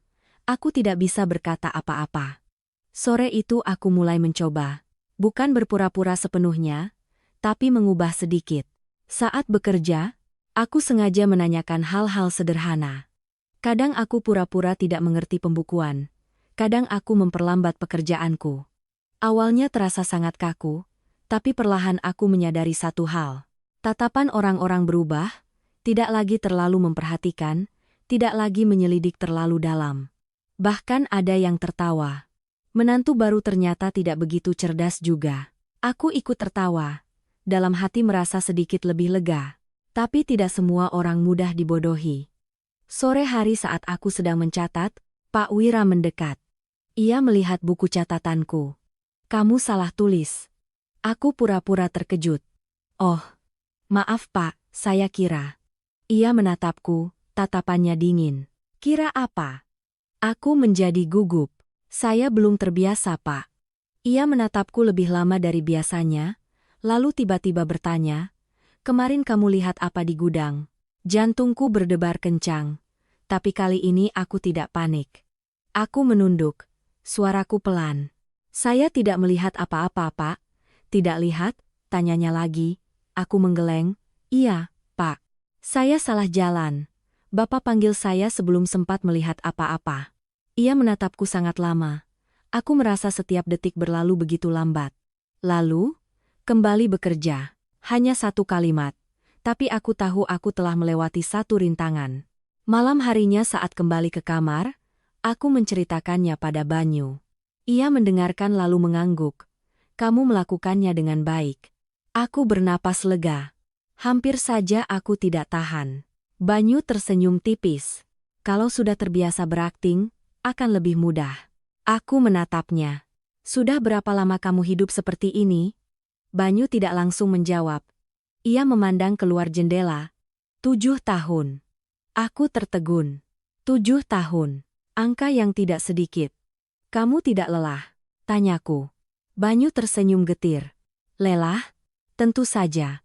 Tapi lebih baik daripada. Ia berhenti. Aku mengerti. Lebih baik daripada menjadi target. Tapi aku tidak mengerti. Kataku. Kamu tahu masalah ini sudah lama. Kenapa tidak melapor? Banyu menoleh menatapku. Tatapannya sangat berbeda. Tidak lagi lembut, melainkan dalam dan berat. Kamu pikir lapor ke siapa? Aku terdiam. Kamu pikir hanya keluargaku yang melakukan ini? Tanyanya lagi. Jantungku mencelos. Maksudmu? Banyu tidak mengatakannya secara langsung. Tapi aku mengerti. Masalah ini mungkin bukan hanya satu pabrik kayu, melainkan sebuah jaringan. Lalu apa yang harus kita lakukan? Tanyaku. Banyu menatapku sangat lama. Lalu ia berkata, menunggu, menunggu lagi. Iya. Aku menghela napas. Aku benci menunggu. Banyu tersenyum tipis. Tapi kadang, menunggu adalah satu-satunya cara untuk bertahan hidup. Malam itu aku berbaring tanpa bisa tidur. Tapi kali ini bukan karena takut, melainkan karena berpikir. Aku memikirkan ibuku. Jika ia tahu aku dalam situasi seperti ini, bagaimana perasaannya? Aku memikirkan ayahku. Apakah ia tahu harga yang ia terima bukan hanya 300 juta, atau ia juga hanya korban yang terseret? Lalu aku memikirkan Banyu. Seseorang yang terlihat bodoh, tapi ternyata yang paling sadar di antara semuanya. Keesokan paginya, saat aku bersiap-siap ke pabrik, sesuatu terjadi. Seorang pekerja, orang yang pernah memperingatkanku, dipecat. Tanpa alasan, tanpa pemberitahuan, hanya sudah tidak dibutuhkan lagi. Aku berdiri melihatnya membereskan barang, tatapannya melintas ke arahku, tanpa berkata apa-apa. Tapi aku mengerti. Ia tahu. Dan mungkin, ia dipecat karena berbicara denganku. Hatiku terasa dingin. Malam itu aku menceritakannya pada Banyu. Ia tidak terkejut. Ini peringatan. Katanya. Untukku? Tanyaku. Untukmu dan untukku. Aku terdiam. Suasana menjadi berat. Lalu apa selanjutnya? Tanyaku. Banyu menatapku. Tatapannya untuk pertama kalinya menunjukkan kekhawatiran yang tulus. Mungkin mereka akan mengujimu lagi. Menguji bagaimana? Banyu tidak langsung menjawab. Ia hanya mengucapkan satu kalimat yang membuatku merinding. Mereka akan melihat kamu berpihak pada siapa. Ruangan hening seketika. Aku bisa mendengar detak jantungku sendiri. Dan untuk pertama kalinya aku mengerti bahwa permainan ini bukan lagi soal mengamati, melainkan soal memilih. Sejak Banyu mengatakan kalimat, mereka akan melihat kamu berpihak pada siapa, hatiku terasa seperti ditimpa batu besar. Aku tahu yang disebut ujian itu tidak akan sederhana. Bukan sekadar beberapa pertanyaan atau tatapan, melainkan mungkin sebuah situasi yang memaksaku untuk menunjukkan sifat asliku. Dan jika terbongkar, aku tidak berani membayangkan lanjutannya. Keesokan paginya, suasana di rumah sangat berbeda. Ibu Ratih tidak membangunkanku pagi-pagi seperti biasanya. Ia tidak menyuruhku melakukan pekerjaan rumah, bahkan membiarkanku sarapan lebih dulu, sebuah keramahan yang tidak biasa. Dan justru keramahan itulah yang membuatku lebih cemas. Saat aku sedang makan, Ibu Ratih mendekat dengan suara lembut, "Hari ini kamu tidak perlu ke pabrik." Aku mengangkat kepala. "Kenapa, Bu?" "Di rumah saja," katanya. "Ibu ada pekerjaan yang ingin Ibu minta tolong." Jantungku sedikit berdebar. "Ini dia." "Baik, Bu." "Pekerjaan apa?" tanyaku. Ia tidak langsung menjawab, hanya tersenyum. Pekerjaan yang tidak sulit, tapi cara ia mengatakannya membuatku mengerti. Pekerjaan ini sama sekali tidak sederhana. Sekitar menjelang siang, Pak Sanusi datang lagi. Kali ini ia tidak duduk berbicara di ruang tamu, melainkan langsung masuk ke dalam. Ibu Ratih memanggilku, "Menantu, masuk sini." Aku masuk ke dalam ruangan. Selain Ibu Ratih dan Pak Sanusi, ada juga Pak Danu, ayah mertuaku. Ia jarang muncul, tapi hari ini ia ada. Hal itu semakin meyakinkanku. Ini adalah hal yang sangat penting. "Saya ada pekerjaan yang ingin saya minta tolong padamu," kata Pak Sanusi langsung. Tanpa basa-basi, tanpa keramahan. Aku menunduk. "Iya Pak. Silakan katakan." Ia menatapku, tatapannya tajam dan dingin. "Sore ini, tolong antarkan sebuah paket untuk saya." Aku terdiam. "Paket apa, Pak?" tanyaku. Ia tidak menjawab pertanyaan itu, hanya melanjutkan, "Alamatnya nanti saya berikan. Kamu hanya perlu datang ke sana, berikan pada penerima, lalu pulang. Tidak perlu bicara apa-apa lagi." Aku menelan ludah. Berbagai pikiran muncul di kepalaku. Inilah ujian itu, bukan lagi kecurigaan, melainkan ujian langsung. "Kenapa harus saya, Pak?" tanyaku. Pak Sanusi tersenyum tipis. "Karena kamu orang baru." Jawaban yang terdengar sederhana, tapi aku mengerti, karena belum jelas apakah aku bagian dari mereka atau bukan. "Bisa melakukannya," sela Ibu Ratih. Suaranya lembut, tapi tatapannya tidak. Aku menarik napas dalam-dalam. Jika aku menolak, aku akan dicurigai. Jika aku setuju, aku akan terlibat lebih dalam, satu langkah yang mungkin tidak bisa ditarik kembali. Tapi aku tahu, aku tidak punya pilihan. "Iya, Pak, saya bisa," kataku. Suaraku tidak bergetar, tapi jantungku berdebar sangat kencang. Sore itu, aku menerima paket itu. Tidak besar, hanya sebuah tas kain. Di dalamnya ada sebuah kotak kecil, tidak terlalu berat. Tapi aku merasa itu lebih berat dari apapun yang pernah kupegang. "Ini alamatnya," Pak Sanusi memberiku secari kertas. "Pergi sendiri. Jangan bilang siapa-siapa." Aku mengangguk. Sebelum pergi, aku melirik Banyu. Ia sedang berdiri di sudut halaman, tersenyum polos seperti biasa. Tapi saat aku menatapnya, tatapannya berubah sekejap, hanya sedetik, lalu kembali seperti semula. Tapi aku mengerti. Ia sudah tahu. Aku berjalan keluar gerbang. Tidak ada yang mengikuti, tidak ada yang bicara. Tapi aku tahu mereka mengawasi dari suatu tempat. Jalan menuju alamat itu cukup jauh. Aku harus naik ojek. Duduk di motor, tanganku menggenggam erat tas itu. Setiap kali motor berguncang, jantungku terasa melonjak. Aku tidak tahu apa isinya, tapi aku tahu itu bukan hal biasa. Tiba di tujuan, sebuah rumah kecil yang terletak jauh di dalam gang. Tanpa nomor, tanpa papan nama. Pintu tertutup. Aku berdiri di depan pintu, menarik napas dalam-dalam, lalu mengetuk. 3 kali, sesaat kemudian, pintu terbuka.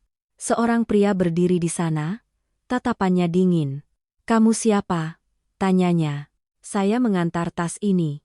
Pria itu melihat tas itu, lalu menatapku sejenak, kemudian membuka pintu. "Masuk."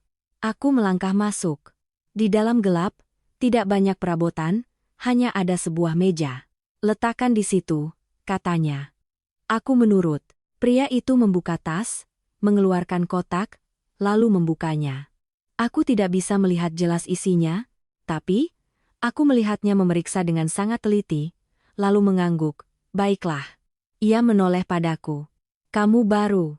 Aku mengangguk. Ia tersenyum tipis. "Hati-hati." Lagi-lagi kalimat itu.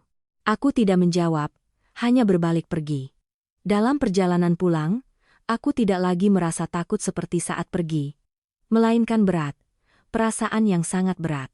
Aku tahu aku baru saja melewati sebuah batas. Dari orang luar menjadi peserta, meskipun hanya bagian kecil, tapi tetap saja peserta. Saat tiba di rumah, Ibu Ratih menatapku. "Sudah selesai?" "Sudah, Bu." "Ada masalah?" Aku menggeleng. "Tidak ada, Bu." Ia mengangguk tanpa bertanya lebih lanjut. Tapi aku tahu ia telah mencatatnya. Malam itu, aku masuk ke kamar. Banyu sudah ada di sana, tanpa perlu banyak bicara. Ia bertanya, "Apa isinya?" Aku menggeleng. Aku tidak melihatnya dengan jelas. Banyu terdiam. "Aku sudah melakukannya," kataku pelan. "Iya," jawabnya. Tanpa menyalahkan, tanpa memuji, hanya mengerti. "Aku tidak mau melakukannya lagi," kataku. Banyu menatapku. "Tapi kamu harus." Tanganku terkepal. Aku tahu. Suasana hening sangat lama. "Apa kamu melihat sesuatu?" tanya Banyu. Aku berpikir. Penerimanya sangat hati-hati, tidak seperti orang biasa. Banyu mengangguk. "Kamu sudah masuk lebih dalam," katanya. Aku tersenyum getir. Aku tidak punya pilihan. Banyu menatapku, tatapannya sedikit berbeda. Tidak semua orang berani mengambil langkah itu. Aku tidak menjawab. Karena aku tahu, aku bukan berani, melainkan dipaksa. Malam itu aku berbaring menatap langit-langit, tidak bisa tidur. Di kepalaku hanya ada satu pertanyaan. Apa yang sedang kulakukan? Dan kemana aku akan pergi? Tapi yang tidak kuduga, keesokan paginya, segalanya berubah. Saat aku baru saja turun, aku melihat seseorang. Seseorang yang tidak kusangka akan kutemui di sini. Ayahku, Pak Tarjo. Ia berdiri di tengah halaman, matanya lelah, pakaiannya kotor. "Ayah." Aku terpaku. Ia menatapku, tidak tersenyum, tidak bicara, hanya mengucapkan satu kalimat yang membuatku membeku. "Ayo pulang, nak." Seluruh dunia seakan berhenti. Aku tidak mengerti kenapa ia ada di sini, dan kenapa ia mengatakan kalimat itu. Saat itu juga, aku menoleh ke arah Banyu. Ia juga berdiri diam, tatapannya muram. Dan untuk pertama kalinya, aku melihatnya tidak lagi yakin. Sesuatu sedang berubah, dan mungkin, segalanya akan lepas kendali. Aku berdiri membeku di tengah halaman, mataku tak lepas dari ayah. Ia berdiri di sana, jauh lebih kurus dari terakhir kali kulihat. Wajahnya legam, matanya cekung, pakaiannya penuh debu tanah, seolah baru saja menempuh perjalanan yang sangat jauh. "Ayah." Aku maju selangkah, suaraku tercekat. Tapi sebelum sempat berkata apa-apa lagi, Ibu Ratih angkat bicara, suaranya tajam dan dingin. "Kamu datang ke sini mau apa?" Ayahku menatapnya, tidak menunduk seperti biasanya. Tatapan matanya sedikit mengeras. "Saya datang untuk menjemput putri saya." Suasana terasa membeku, aku bisa mendengar setiap detak jantungku. Ibu Ratih tertawa. "Menjemput? Enak sekali bicaramu. Anak ini sekarang menantu di rumah ini. Memangnya bisa dijemput begitu saja?" Ayahku mengepalkan tangannya. "Saya tahu, tapi saya tidak bisa membiarkannya di sini lagi." Kalimat itu membuat punggungku merinding. "Apa yang ia tahu? Apa maksudmu bicara begitu?" Ibu Ratih mengerutkan kening. Ayahku menatap lurus ke arahnya. "Saya sudah tahu semuanya."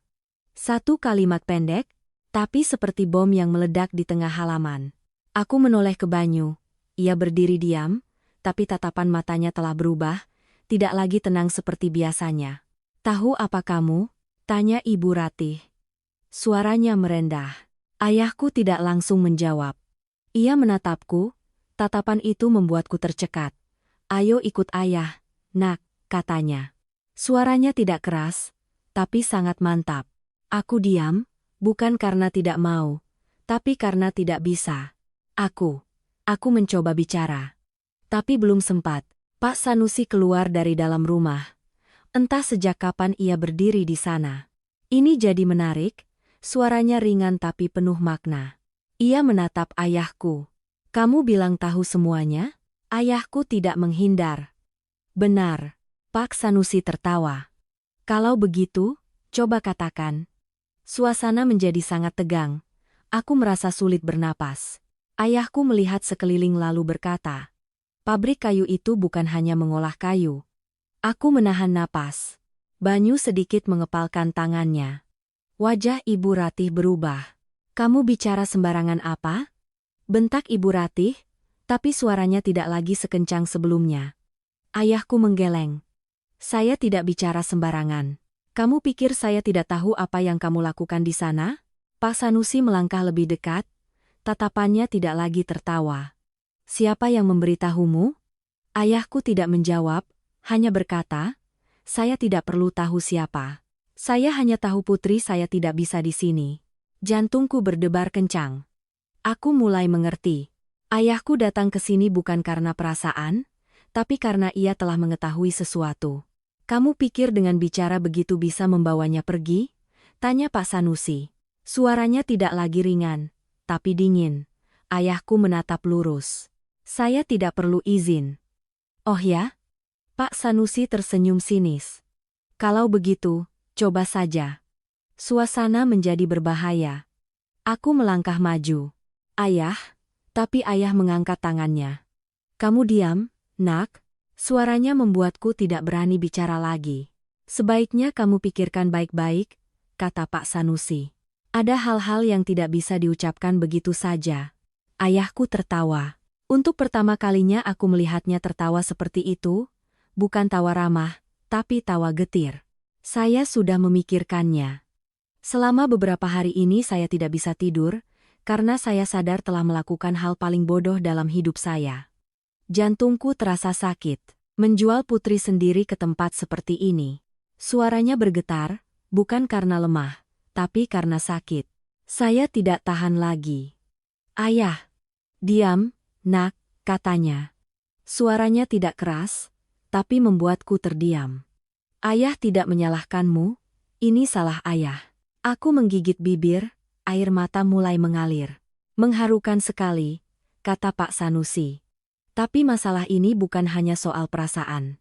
Ia menatap ayahku, kamu menerima 300 juta, sekarang mau mengambilnya kembali tidak semudah itu. Ayahku mengangguk, saya tahu, uang itu akan saya kembalikan. Kalimat itu membuat semua orang terdiam. Aku tertegun, ayah dapat uang dari mana? Tanyaku. Ia tidak menatapku, hanya berkata, ayah akan urus. Kamu pikir 300 juta itu selesai? Ibu Ratih tertawa. Kamu tahu berapa banyak yang sudah kami keluarkan untuk mempersiapkannya? Aku merinding mendengarnya. Mempersiapkan? Mempersiapkan apa? Berapapun akan saya bayar, kata ayahku tegas. Tapi saya tahu kamu tidak punya. Tidak mungkin punya. Kamu tidak mengerti masalahnya, kata Pak Sanusi. Ini bukan lagi soal uang. Aku menatapnya. Perasaan yang sangat buruk muncul. Lalu apa? Tanya ayahku. Pak Sanusi menatapku lalu berkata, ini soal rahasia. Jantungku serasa berhenti berdetak. Anak ini sudah melihat terlalu banyak, katanya. Sekarang, tidak bisa pergi begitu saja. Seluruh tubuhku terasa dingin. Kamu mengancam saya, tanya ayahku. Bukan. Pak Sanusi tertawa ringan. Saya mengatakan yang sebenarnya. Suasana menjadi berat dan mencekik. Aku berdiri di tengah, di satu sisi ada ayah, di sisi lain ada mereka. Dan aku mengerti, akulah pusatnya. Aku, kataku dengan suara bergetar, aku tidak apa-apa. Aku menatap ayah. Aku baik-baik saja. Ayahku menggeleng. Tidak. Kamu tidak baik-baik saja. Kamu tidak bisa kembali, kataku. Kalimat itu menyakitkan diriku sendiri, tapi aku tahu, jika aku pergi, masalah tidak akan berhenti, bahkan bisa lebih buruk. Kalau kamu tinggal, itu berbahaya, kata ayahku. Aku tahu. Lalu kenapa? Karena aku sudah ada di dalam sini. Aku menatapnya. Aku tidak bisa berpura-pura tidak tahu apa-apa lagi.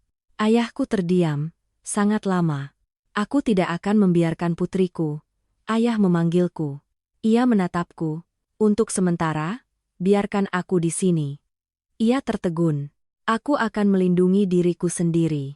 Tidak. Percaya padaku, ayah, kataku dengan suara mantap.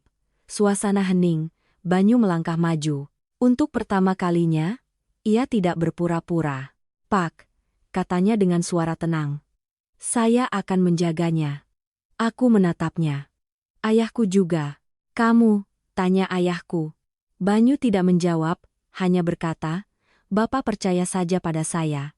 Satu kalimat sederhana, tapi cukup. Ayahku menatapnya, lalu menatapku. Tatapannya penuh kekhawatiran. Tapi akhirnya, ia mengangguk. Baiklah. Tapi jika ada apa-apa, kamu harus memberitahu ayah. Iya, kataku. Ia berbalik pergi tanpa menoleh lagi. Tapi aku melihat bahunya bergetar. Saat ia melangkah keluar gerbang, aku berdiri diam. Tidak mengejar, tidak memanggil, hanya berdiri di sana.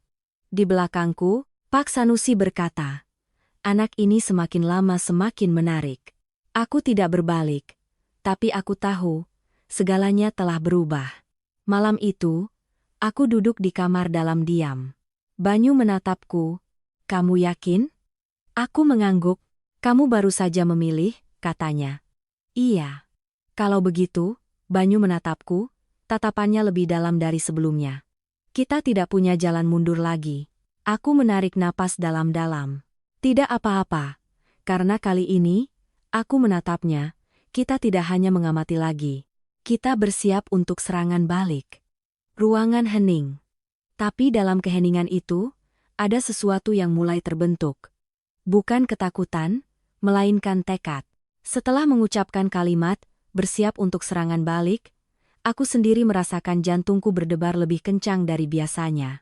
Bukan karena gembira, tapi karena aku tahu aku baru saja melintasi batas yang sama sekali berbeda. Sebelumnya aku hanya korban yang terseret, sekarang aku secara aktif melangkah maju. Banyu menatapku sangat lama, tidak langsung bicara. Tatapannya bukan kaget, melainkan menimbang. "Kamu mengerti apa yang kamu katakan?" tanyanya. "Aku mengerti." Banyu menggeleng pelan. "Kamu belum mengerti sepenuhnya." Aku terdiam. Ia melanjutkan, "Serangan balik bukan hal yang bisa dilakukan begitu saja. Aku tahu. Kamu bisa kehilangan segalanya. Aku juga tahu. Bahkan..." Ia berhenti sejenak. "Nyawa." Aku menatap lurus ke arahnya. "Aku tidak takut." Banyu tersenyum tipis. Bukan senyum senang, tapi senyum pasrah. Orang selalu berkata begitu sebelum benar-benar menghadapinya. Aku tidak membantah. Karena aku tahu ia benar. Tapi jika tidak kulakukan, lalu bagaimana? Tanyaku balik. Kita akan hidup seperti ini selamanya? Pura-pura, menghindar, menunggu? Banyu terdiam. Aku melanjutkan. "Kamu sudah menunggu 7 tahun? Mau menunggu berapa lama lagi?" Pertanyaan itu membuatnya tertegun. Sesaat kemudian, Banyu menghela napas panjang. "Kamu benar." Suaranya lebih dalam. "Tapi jika melakukannya, harus pasti." Aku mengangguk. Kita butuh bukti. Dan harus cukup kuat agar tidak ada yang bisa menyangkal. Jantungku terasa berdebar lebih cepat. "Kamu sudah punya rencana?" tanyaku. Banyu menatapku. Kali ini tatapannya tidak lagi ragu. Sebagian pabrik di belakang ada satu ruangan khusus. Aku curiga di sanalah mereka menyimpan hal-hal penting. Aku teringat area gudang yang belum pernah kumasuki lebih dalam. Tapi masuk ke sana tidak mudah, kataku. Banyu mengangguk. Karena itu kita harus menciptakan alasan. Aku berpikir. Pengiriman barang. Banyu menatapku. Maksudmu? Aku sudah pernah pergi sekali. Mungkin mereka akan menyuruhku pergi lagi. Banyu terdiam beberapa detik, lalu mengangguk. Benar. Tapi kali ini bukan hanya mengantar, kataku, tapi membawa pulang. Banyu mengerutkan kening. Kamu mau mengambil apa? Aku belum tahu. Tapi harus sesuatu yang cukup untuk menjatuhkan mereka. Suasana di kamar menjadi tegang. Ini bukan lagi spekulasi, melainkan rencana. Kamu yakin? Tanya Banyu lagi. Aku tidak yakin, kataku jujur. Tapi aku tahu jika tidak mencoba, kita tidak akan pernah bisa lepas. Banyu menatapku sangat lama, lalu ia mengangguk. Baiklah. Tapi harus selangkah demi selangkah, jangan terburu-buru. Aku akan bersiap. Malam itu kami tidak tidur, bukan karena takut, tapi karena menghitung setiap detail, setiap kemungkinan, setiap risiko. Keesokan paginya, segalanya berjalan normal hingga menakutkan. Ibu Ratih masih menyuruhku bekerja, Pak Wira masih muncul di pabrik. Tidak ada yang menyinggung kejadian kemarin, tapi justru keheningan itulah yang membuatku mengerti. Mereka sedang mengamati. Siang hari, sebuah kesempatan muncul. Pak Sanusi memanggilku. Sore ini kamu pergi lagi. Aku mengangkat kepala. Baik, Pak. Seperti kemarin, tempat yang sama, jantungku berdebar kencang. Lebih cepat dari perkiraan. Baik, Pak, kataku, menjaga suara tetap normal. Saat keluar, aku melewati Banyu, tidak menatapnya, tidak bicara apa-apa. Tapi aku tahu ia mengerti. Sore itu aku menerima paket. Kali ini lebih berat. Saat memegangnya, rasanya berbeda. Bukan hanya materi, tapi tanggung jawab. Dalam perjalanan, aku tidak lagi gemetar seperti sebelumnya, melainkan fokus. Aku mengamati segalanya, jalanan, orang yang lalu lalang, titik-titik yang bisa jadi tempat berhenti. Tiba di tujuan, rumah itu masih sama, pintu masih tertutup. Aku mengetuk 3 kali. Pria yang kemarin membuka pintu, menatapku tanpa kaget. Kamu lagi. Aku mengangguk. Aku masuk, meletakkan tas di meja, tapi kali ini aku tidak langsung berbalik. Aku berdiri di sana, seolah menunggu ia membuka dan memeriksa seperti kemarin. Tapi saat ia membelakangi, aku melakukan sesuatu dengan sangat cepat, sangat pelan. Aku mengambil ponselku, memotret, hanya 1 jepretan, tidak sepenuhnya jelas, tapi cukup, aku langsung menyimpannya lagi. Sudah selesai, katanya. Aku mengangguk, berbalik pergi, dalam perjalanan pulang, tanganku gemetar, bukan karena takut, tapi karena aku telah memulai. Tiba di rumah, aku tidak berkata apa-apa, langsung masuk ke kamar, Banyu sudah ada di sana, ia menatapku. Aku memberikan ponselku. Ia melihatnya sangat lama, tanpa bicara. Lalu ia mengangkat kepala, tatapan matanya berubah total. Ini bukan barang biasa, suaranya sangat rendah. Apa itu? Tanyaku. Banyu menatapku lalu mengucapkan 1 kalimat yang membuatku merinding. Sesuatu yang bisa membuat banyak orang membayar mahal. Ruangan hening. Apa kita sudah punya cukup bukti? Tanyaku. Banyu menggeleng. Belum. Tapi ia menatapku, matanya berbinar. Kita sudah punya 1 kepingan. Dan sekarang, katanya perlahan, kita akan menyusunnya. Aku menarik napas dalam-dalam. Tidak ada jalan mundur, tidak ada pilihan lain, hanya terus maju. Dan kali ini, bukan untuk tahu, tapi untuk mengakhiri. Setelah melihat foto di ponsel, suasana di dalam kamar terasa semakin pekat. Banyu tidak langsung berkata apa-apa lagi saat itu, tapi aku bisa melihat dengan jelas tatapan matanya telah berubah. Bukan lagi keraguan seperti sebelumnya, melainkan kepastian. Kita harus bergerak lebih cepat dari perkiraan, katanya pelan. Aku duduk di tepi tempat tidur, jantungku masih berdebar kencang. Kenapa? Banyu meletakkan ponselnya, menatap lurus ke arahku. Karena mereka sudah mulai curiga. Aku terdiam. Itu juga yang kurasakan. Tatapan mata, pertanyaan-pertanyaan, pertemuan yang kebetulan, semuanya tidak lagi terasa tidak sengaja. Kamu sadar tidak? Lanjut Banyu. Dari kemarin sampai sekarang, mereka tidak banyak bertanya padamu. Iya, justru itu masalahnya. Aku tertegun. Benar. Jika mereka curiga, mereka akan bertanya. Tapi jika mereka diam, artinya mereka sedang mengamati, menunggu aku berbuat salah. Kita tidak punya banyak waktu, kata Banyu. Lalu apa langkah selanjutnya? Tanyaku. Banyu berdiri, berjalan ke dekat pintu, memeriksanya sejenak, lalu kembali. Kita harus bisa masuk ke ruangan paling dalam di gudang. Jantungku mencelos. Ruangan itu baru kulihat dari jauh. Pintunya selalu terkunci dan selalu ada yang menjaga. Tidak bisa masuk dengan cara biasa, kataku. Banyu mengangguk. Karena itu, kita harus menciptakan situasi. Situasi? Iya. Ia menatapku. Kamu berani? Aku tersenyum tipis. Masih perlu bertanya? Banyu tidak tersenyum. Ia berkata perlahan, kalau melakukannya, tidak boleh ada kesalahan. Aku tahu. Sekali salah, selesai. Aku juga tahu. Kami saling pandang, tanpa perlu berkata-kata lagi. Apa rencananya? Tanyaku. Banyu merendahkan suaranya. Membuat keributan. Aku mengerutkan kening. Maksudnya, besok sore akan ada pengiriman besar. Aku sudah dengar. Semua orang akan fokus di area depan. artinya, di belakang akan lebih sepi. Aku mulai mengerti. Tapi tetap ada yang menjaga, kataku. Banyu mengangguk. Karena itu, perlu ada yang mengalihkan mereka. Aku menatapnya. Kamu? Banyu tersenyum tipis. Orang bodoh membuat keributan itu hal yang biasa. Aku tertawa. Dalam situasi seperti ini, masih bisa terasa lucu. Dan aku? Tanyaku. Kamu masuk, kata Banyu singkat. Setelah masuk, ambil foto sebanyak mungkin. Tapi harus cepat. Aku mengangguk, mulai membayangkannya di kepala. Tapi jika ketahuan, aku yang akan urus, kata Banyu. Bagaimana caramu mengurusnya? Banyu menatapku, tatapannya sedikit berbahaya. Aku punya cara.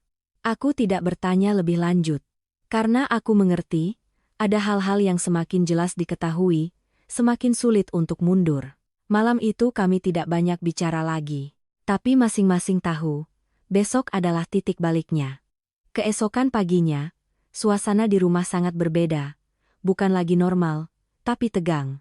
Pak Sanusi muncul sejak pagi. Pak Wira juga. Keduanya tidak banyak bicara, tapi tatapan mata mereka selalu mengawasi. Aku bekerja seperti biasa, tidak lebih cepat, tidak lebih lambat, tidak menunjukkan apa-apa. Banyu juga begitu. Ia masih tertawa, masih canggung, masih bodoh. Tapi aku tahu itu hanya topeng. Menjelang siang, truk datang lebih banyak dari biasanya. Bukan satu, tapi 3. Suasana di pabrik menjadi kacau. Suara mesin, suara orang, suara panggilan. Aku berdiri di meja catatanku, tapi mataku mengarah ke belakang. Tepat pada saat itu, Banyu muncul. Ia berlari ke tengah halaman, membawa sebatang kayu, tertawa keras. "Hei, lihat ini," teriaknya, lalu menjatuhkan kayu itu. Brak. Suara kayu membentur besi sangat keras. Semua orang terkejut dan menoleh. "Anak ini ngapain?" bentak Pak Wira. Banyu tidak menjawab. Ia terus tertawa seolah tidak tahu apa-apa. "Sini kamu," Pak Wira mendekat. Tepat pada saat itu, aku berdiri dengan pelan. Tidak ada yang memperhatikan. Aku berjalan memutar ke belakang. Cepat tapi tidak terburu-buru. Pintu gudang terbuka. Tidak ada orang di sana. Aku melangkah masuk, jantungku berdebar kencang. Di dalam lebih gelap dari yang kukira. Aku berjalan lebih dalam, menuju pintu di ujung. Terkunci. Aku mencoba. Tidak bisa dibuka. Jantungku mencelos. Tapi aku tidak menyerah. Aku melihat sekeliling. Sebuah kait besi tergantung di samping. Kunci? Tanganku gemetar saat mengambilnya, memasukkannya. Klik. Pintu terbuka. Aku melangkah masuk dan terpaku. Bukan kayu, bukan barang biasa. Melainkan peti-peti yang tersusun rapat. Satu peti terbuka. Di dalamnya ada bungkusan-bungkusan kecil yang terbungkus rapat. Aku tidak perlu membukanya. Aku tahu ini adalah sesuatu yang tidak seharusnya ada. Tanganku gemetar, tapi aku tidak berhenti. Aku memotret. 1, 2, cepat. Sangat cepat. Tepat pada saat itu, "Kamu sedang apa?" Suara di belakang. Aku membeku. Berbalik. Pak Sanusi. Tatapannya tidak lagi tersenyum, melainkan dingin, sedingin yang belum pernah kulihat. "Kamu sedang apa di sini?" Suara Pak Sanusi tidak keras tapi dingin, sedingin es hingga membuat tulang punggungku kaku. Aku berdiri diam, ponsel masih di tanganku. 1 detik, 2 detik, 3 detik. Otakku bekerja sangat cepat. Kalau panik, tamat. Kalau salah bicara, juga tamat. Aku menarik napas dalam-dalam, lalu berbalik, menjaga penampilan setenang mungkin. "Anu, Pak, saya kira ini gudang kayu yang baru," kataku, tidak cepat, tidak bergetar. Pak Sanusi tidak langsung bicara. Ia melangkah masuk perlahan, menutup pintu di belakangnya. "Gudang kayu?" ulangnya. Matanya tak lepas dariku. Aku mengangguk. "Iya. Kemarin saya dengar orang-orang bicara. Saya kira, aku sengaja bicara menggantung, seperti orang yang tidak yakin." Pak Sanusi mendekat, sangat dekat. Cukup dekat hingga aku bisa melihat setiap kerutan di wajahnya. "Kamu kira, atau kamu tahu?" Pertanyaan itu seperti silet. Aku menelan ludah, tapi tetap menjaga suara tetap normal. Saya tidak tahu apa-apa, Pak. Hening. Keheningan yang panjang dan mencekik. Lalu Pak Sanusi tiba-tiba tersenyum. Bukan senyum lebar, tapi senyum tipis. Kamu lebih pintar dari yang kukira. Aku tidak menjawab. Tapi, lanjutnya, belum cukup pintar. Jantungku terasa berdetak tak beraturan. Berikan ponselmu. Kalimat itu membuat tanganku terkepal erat. Inilah saat penentuan. Kalau kuberikan, semua akan berakhir. Kalau tidak, bisa jadi juga berakhir. Aku menatapnya perlahan, lalu menyerahkannya. Pak Sanusi mengambilnya, membukanya. Foto-foto itu muncul. Ia tidak berkata apa-apa, hanya melihatnya sangat lama. Setiap detik yang berlalu terasa tak ada habisnya. Lalu ia mematikan layar, menatapku. Kamu tahu ini apa? Aku menggeleng. Ia tersenyum. Tidak tahu tapi memotretnya dengan begitu teliti. Aku diam. Tidak menjelaskan, tidak membantah. Pak Sanusi menatapku sejenak, lalu ia tiba-tiba melakukan sesuatu. Menghapus. Satu persatu. 1, 2, 3. Aku berdiri melihat, tak bisa mencegah. Bukti yang baru saja kupertaruhkan, hilang dalam beberapa detik. Ia mengembalikan ponsel itu. Lain kali, jangan terlalu ingin tahu. Suaranya ringan tapi berbahaya. Aku mengambilnya, tanganku dingin. Keluarlah, aku tidak berkata apa-apa. Berbalik. Setiap langkah terasa berat seperti timah. Keluar dari gudang, cahaya menyilaukan mata. Aku menghela napas, tapi hatiku hampa. Semuanya sia-sia. Saat kembali ke kamar, Banyu sudah ada di sana. Ia menatapku. Kamu ketahuan. Aku mengangguk. Fotonya? Aku menggeleng. Banyu tidak bertanya lagi. Ia hanya duduk. Hening. Beberapa saat kemudian, ia berkata, tidak apa-apa. Aku tertawa getir. Tidak apa-apa? Aku kehilangan semuanya. Banyu menatapku. Tidak. Sudah kubilang, kita tidak hanya punya satu cara. Aku mengangkat kepala. Maksudmu? Banyu tidak langsung menjawab. Ia berdiri, berjalan ke sudut kamar, mengambil sebuah baju lama. Lihat baik-baik. Aku memeriksanya. Di dalamnya ada lapisan lain. Aku membukanya. Sebuah alat kecil. Aku tertegun. Ini. Banyu tersenyum tipis. Perekam. Merekam apa? Banyu menatapku. Merekam semua yang baru saja terjadi. Jantungku berdebar kencang. Kamu ada di sana. Banyu mengangguk, tidak di dalam, tapi cukup dekat. Aku menyalakan alat itu. Suara terdengar. Suara Pak Sanusi. Jernih. Kamu tahu ini apa? Aku berdiri membeku. Setiap kalimat, setiap kata, adalah bukti. Tak terbantahkan. Aku menatap Banyu, tak tahu harus berkata apa. Banyu hanya tersenyum. Kamu pikir aku benar-benar membiarkanmu pergi sendirian? Aku tertawa. Kali ini tawa sungguhan. Perasaan lega, bukan karena segalanya sudah selesai, tapi karena kami belum kalah. Tapi ini masih belum cukup, kata Banyu. Aku mengangguk. Kurang apa? Orang. Banyu menatapku. Orang yang akan menindaklanjutinya.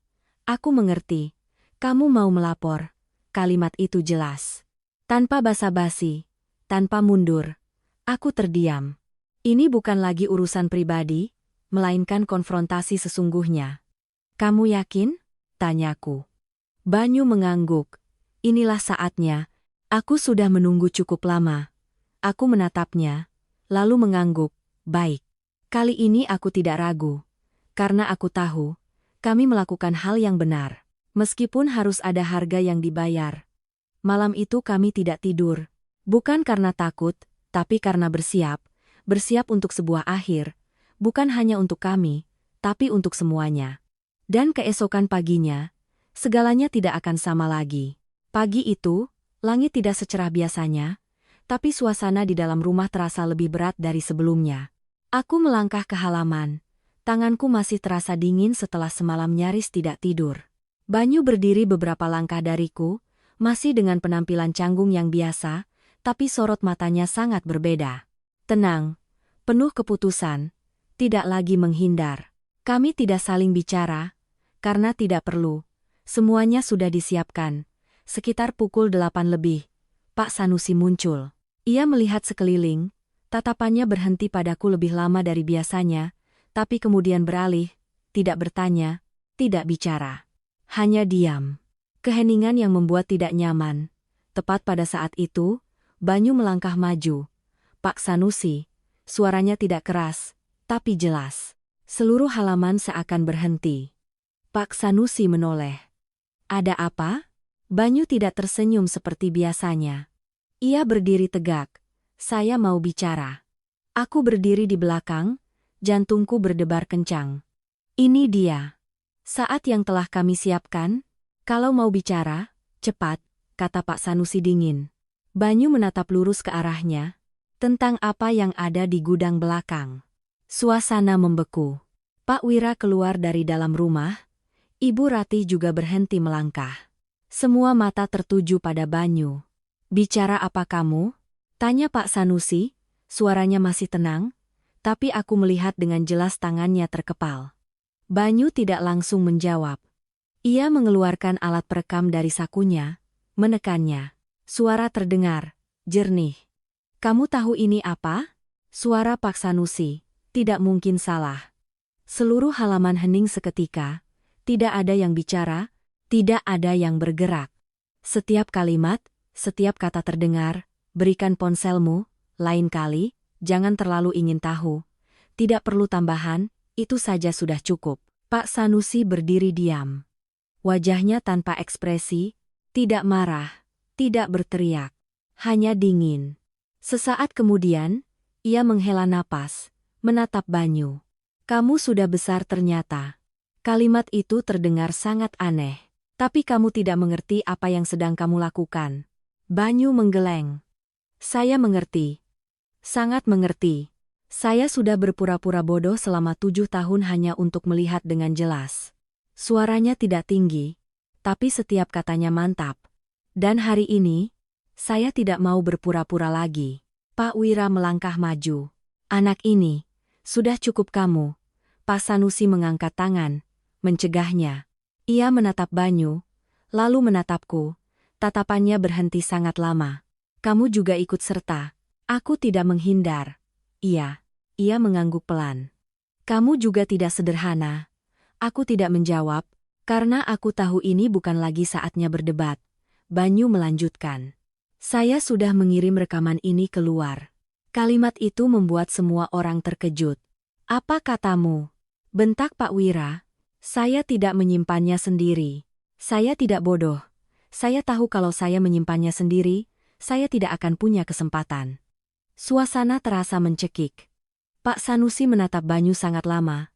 Lalu ia berbalik, duduk di kursi. Tidak berkata apa-apa. Pria yang tadinya membuat seisi rumah segan, kini hanya duduk diam. Sesaat kemudian, ia berkata dengan suara rendah, kamu pikir melakukan ini benar? Banyu tidak ragu, iya. Kenapa? Karena ada hal-hal yang tidak bisa diteruskan. Karena ada orang-orang yang tidak seharusnya terseret. Aku mendengarnya dan merasa tercekat. Pak Sanusi tersenyum tipis. Kamu masih sama seperti ibumu. Kalimat itu membuat Banyu tertegun. Aku kira kamu akan berbeda. Tapi tidak. Kamu tetap memilih jalan yang paling sulit. Banyu tidak berkata apa-apa. Keheningan panjang. Lalu terdengar suara mobil di luar gerbang. Tanpa perlu diberitahu, semua orang mengerti. Waktunya telah tiba. Semuanya telah berakhir. Setelah itu, segalanya berlangsung sangat cepat. Tapi tidak kacau seperti yang kubayangkan. Tidak ada teriakan, tidak ada perlawanan. Pak Sanusi hanya berdiri dan berkata satu kalimat, baiklah, hanya itu. Tapi dalam kalimat itu ada cukup kelelahan, cukup penerimaan. Pak Wira tidak bicara lagi. Ibu Ratih juga terdiam. Hal-hal yang tadinya rahasia, kini tidak lagi. Dan yang paling membuatku terkejut, tidak ada yang mencoba menyangkal. Mungkin mereka sudah tahu, sudah saatnya, sudah tidak bisa dipertahankan lagi. Hari-hari berikutnya, rumah ini menjadi sangat aneh. Tidak ada lagi bentakan, tidak ada lagi tatapan menyelidik, tidak ada lagi keheningan yang menakutkan, hanya kosong. Banyu tidak banyak bicara, tapi aku melihatnya lebih ringan. Suatu sore, ia duduk di beranda. Aku membawakan 2 gelas air. Sudah selesai, katanya. Aku duduk di sebelahnya. Iya. Tidak ada perasaan gembira. Tidak ada rasa puas. Hanya lega. Kamu menyesal? Tanyanya. Aku berpikir sejenak. Tidak, kamu? Banyu memandang jauh. Iya. Aku terkejut. Tapi bukan karena melakukannya. Tapi karena menunggu terlalu lama untuk melakukannya. Aku tersenyum tipis. Mungkin setiap orang punya waktunya masing-masing. Banyu mengangguk. Sesaat kemudian, ia menoleh padaku. Kamu masih mau pergi? Aku terdiam. Pertanyaan ini sudah sering kupikirkan. Tapi sekarang, aku melihatnya dengan jelas. Aku tidak perlu lari lagi. Aku mau tinggal. Tapi tinggal dengan cara yang berbeda. Banyu menatapku. Maksudmu? Hidup untuk diriku sendiri. Bukan karena diatur siapa-siapa, bukan karena keputusan siapa-siapa, hanya sederhana, sebagai aku. Banyu tersenyum. Baiklah, tanpa janji, tanpa ikatan, tapi cukup. Hari-hari berikutnya, kehidupan perlahan kembali normal. Aku mulai melakukan hal-hal kecil. Memasak sendiri, merapikan kamar sendiri, hal-hal yang dulu tak pernah kupikirkan akan kulakukan. Tidak ada yang menyuruh, tidak ada yang mengawasi. Hanya mengalir begitu saja. Suatu pagi aku pergi ke pasar. Orang-orang masih melihat, tapi bukan lagi dengan tatapan mengejek. Ada yang bertanya, "Kamu baik-baik saja, nak?" Aku tersenyum. "Iya, Bu. Baik-baik saja." Untuk pertama kalinya aku menjawab tanpa merasa sesak. Sore hari, aku duduk di depan pintu. Angin berembus pelan, aku teringat semuanya. Dari hari aku dijual, dari tatapan semua orang, dari rasa takut, hingga malam pengantin itu, kalimat Banyu. Jika bukan karena kalimat itu, mungkin aku akan menjalani hidup yang berbeda, hidup yang bukan milikku. Aku menghela napas. Tidak semuanya indah, tidak tanpa rasa sakit, tapi sepadan. Karena aku telah memilih, dan aku telah berjalan sampai akhir. Hidup mungkin tidak adil, tapi manusia bisa memilih cara untuk menghadapinya. Dan kadang, hanya dengan satu pilihan yang benar, segalanya akan perlahan berubah. Tidak seketika, tapi pasti. Aku menoleh ke Banyu. Ia sedang memperbaiki kursi tua. Masih pelan, masih canggung. Tapi kali ini bukan lagi pura-pura. Aku tersenyum. Ada orang-orang yang sekilas terlihat lemah tapi ternyata merekalah yang berani berdiri di saat yang tepat. Dan ada orang-orang yang sepertinya terpojok tapi ternyata menemukan jalannya sendiri. Asal tidak menyerah. Ceritaku bukan tentang kemenangan, melainkan tentang kesadaran. Dan mungkin, itu baru hal yang paling penting.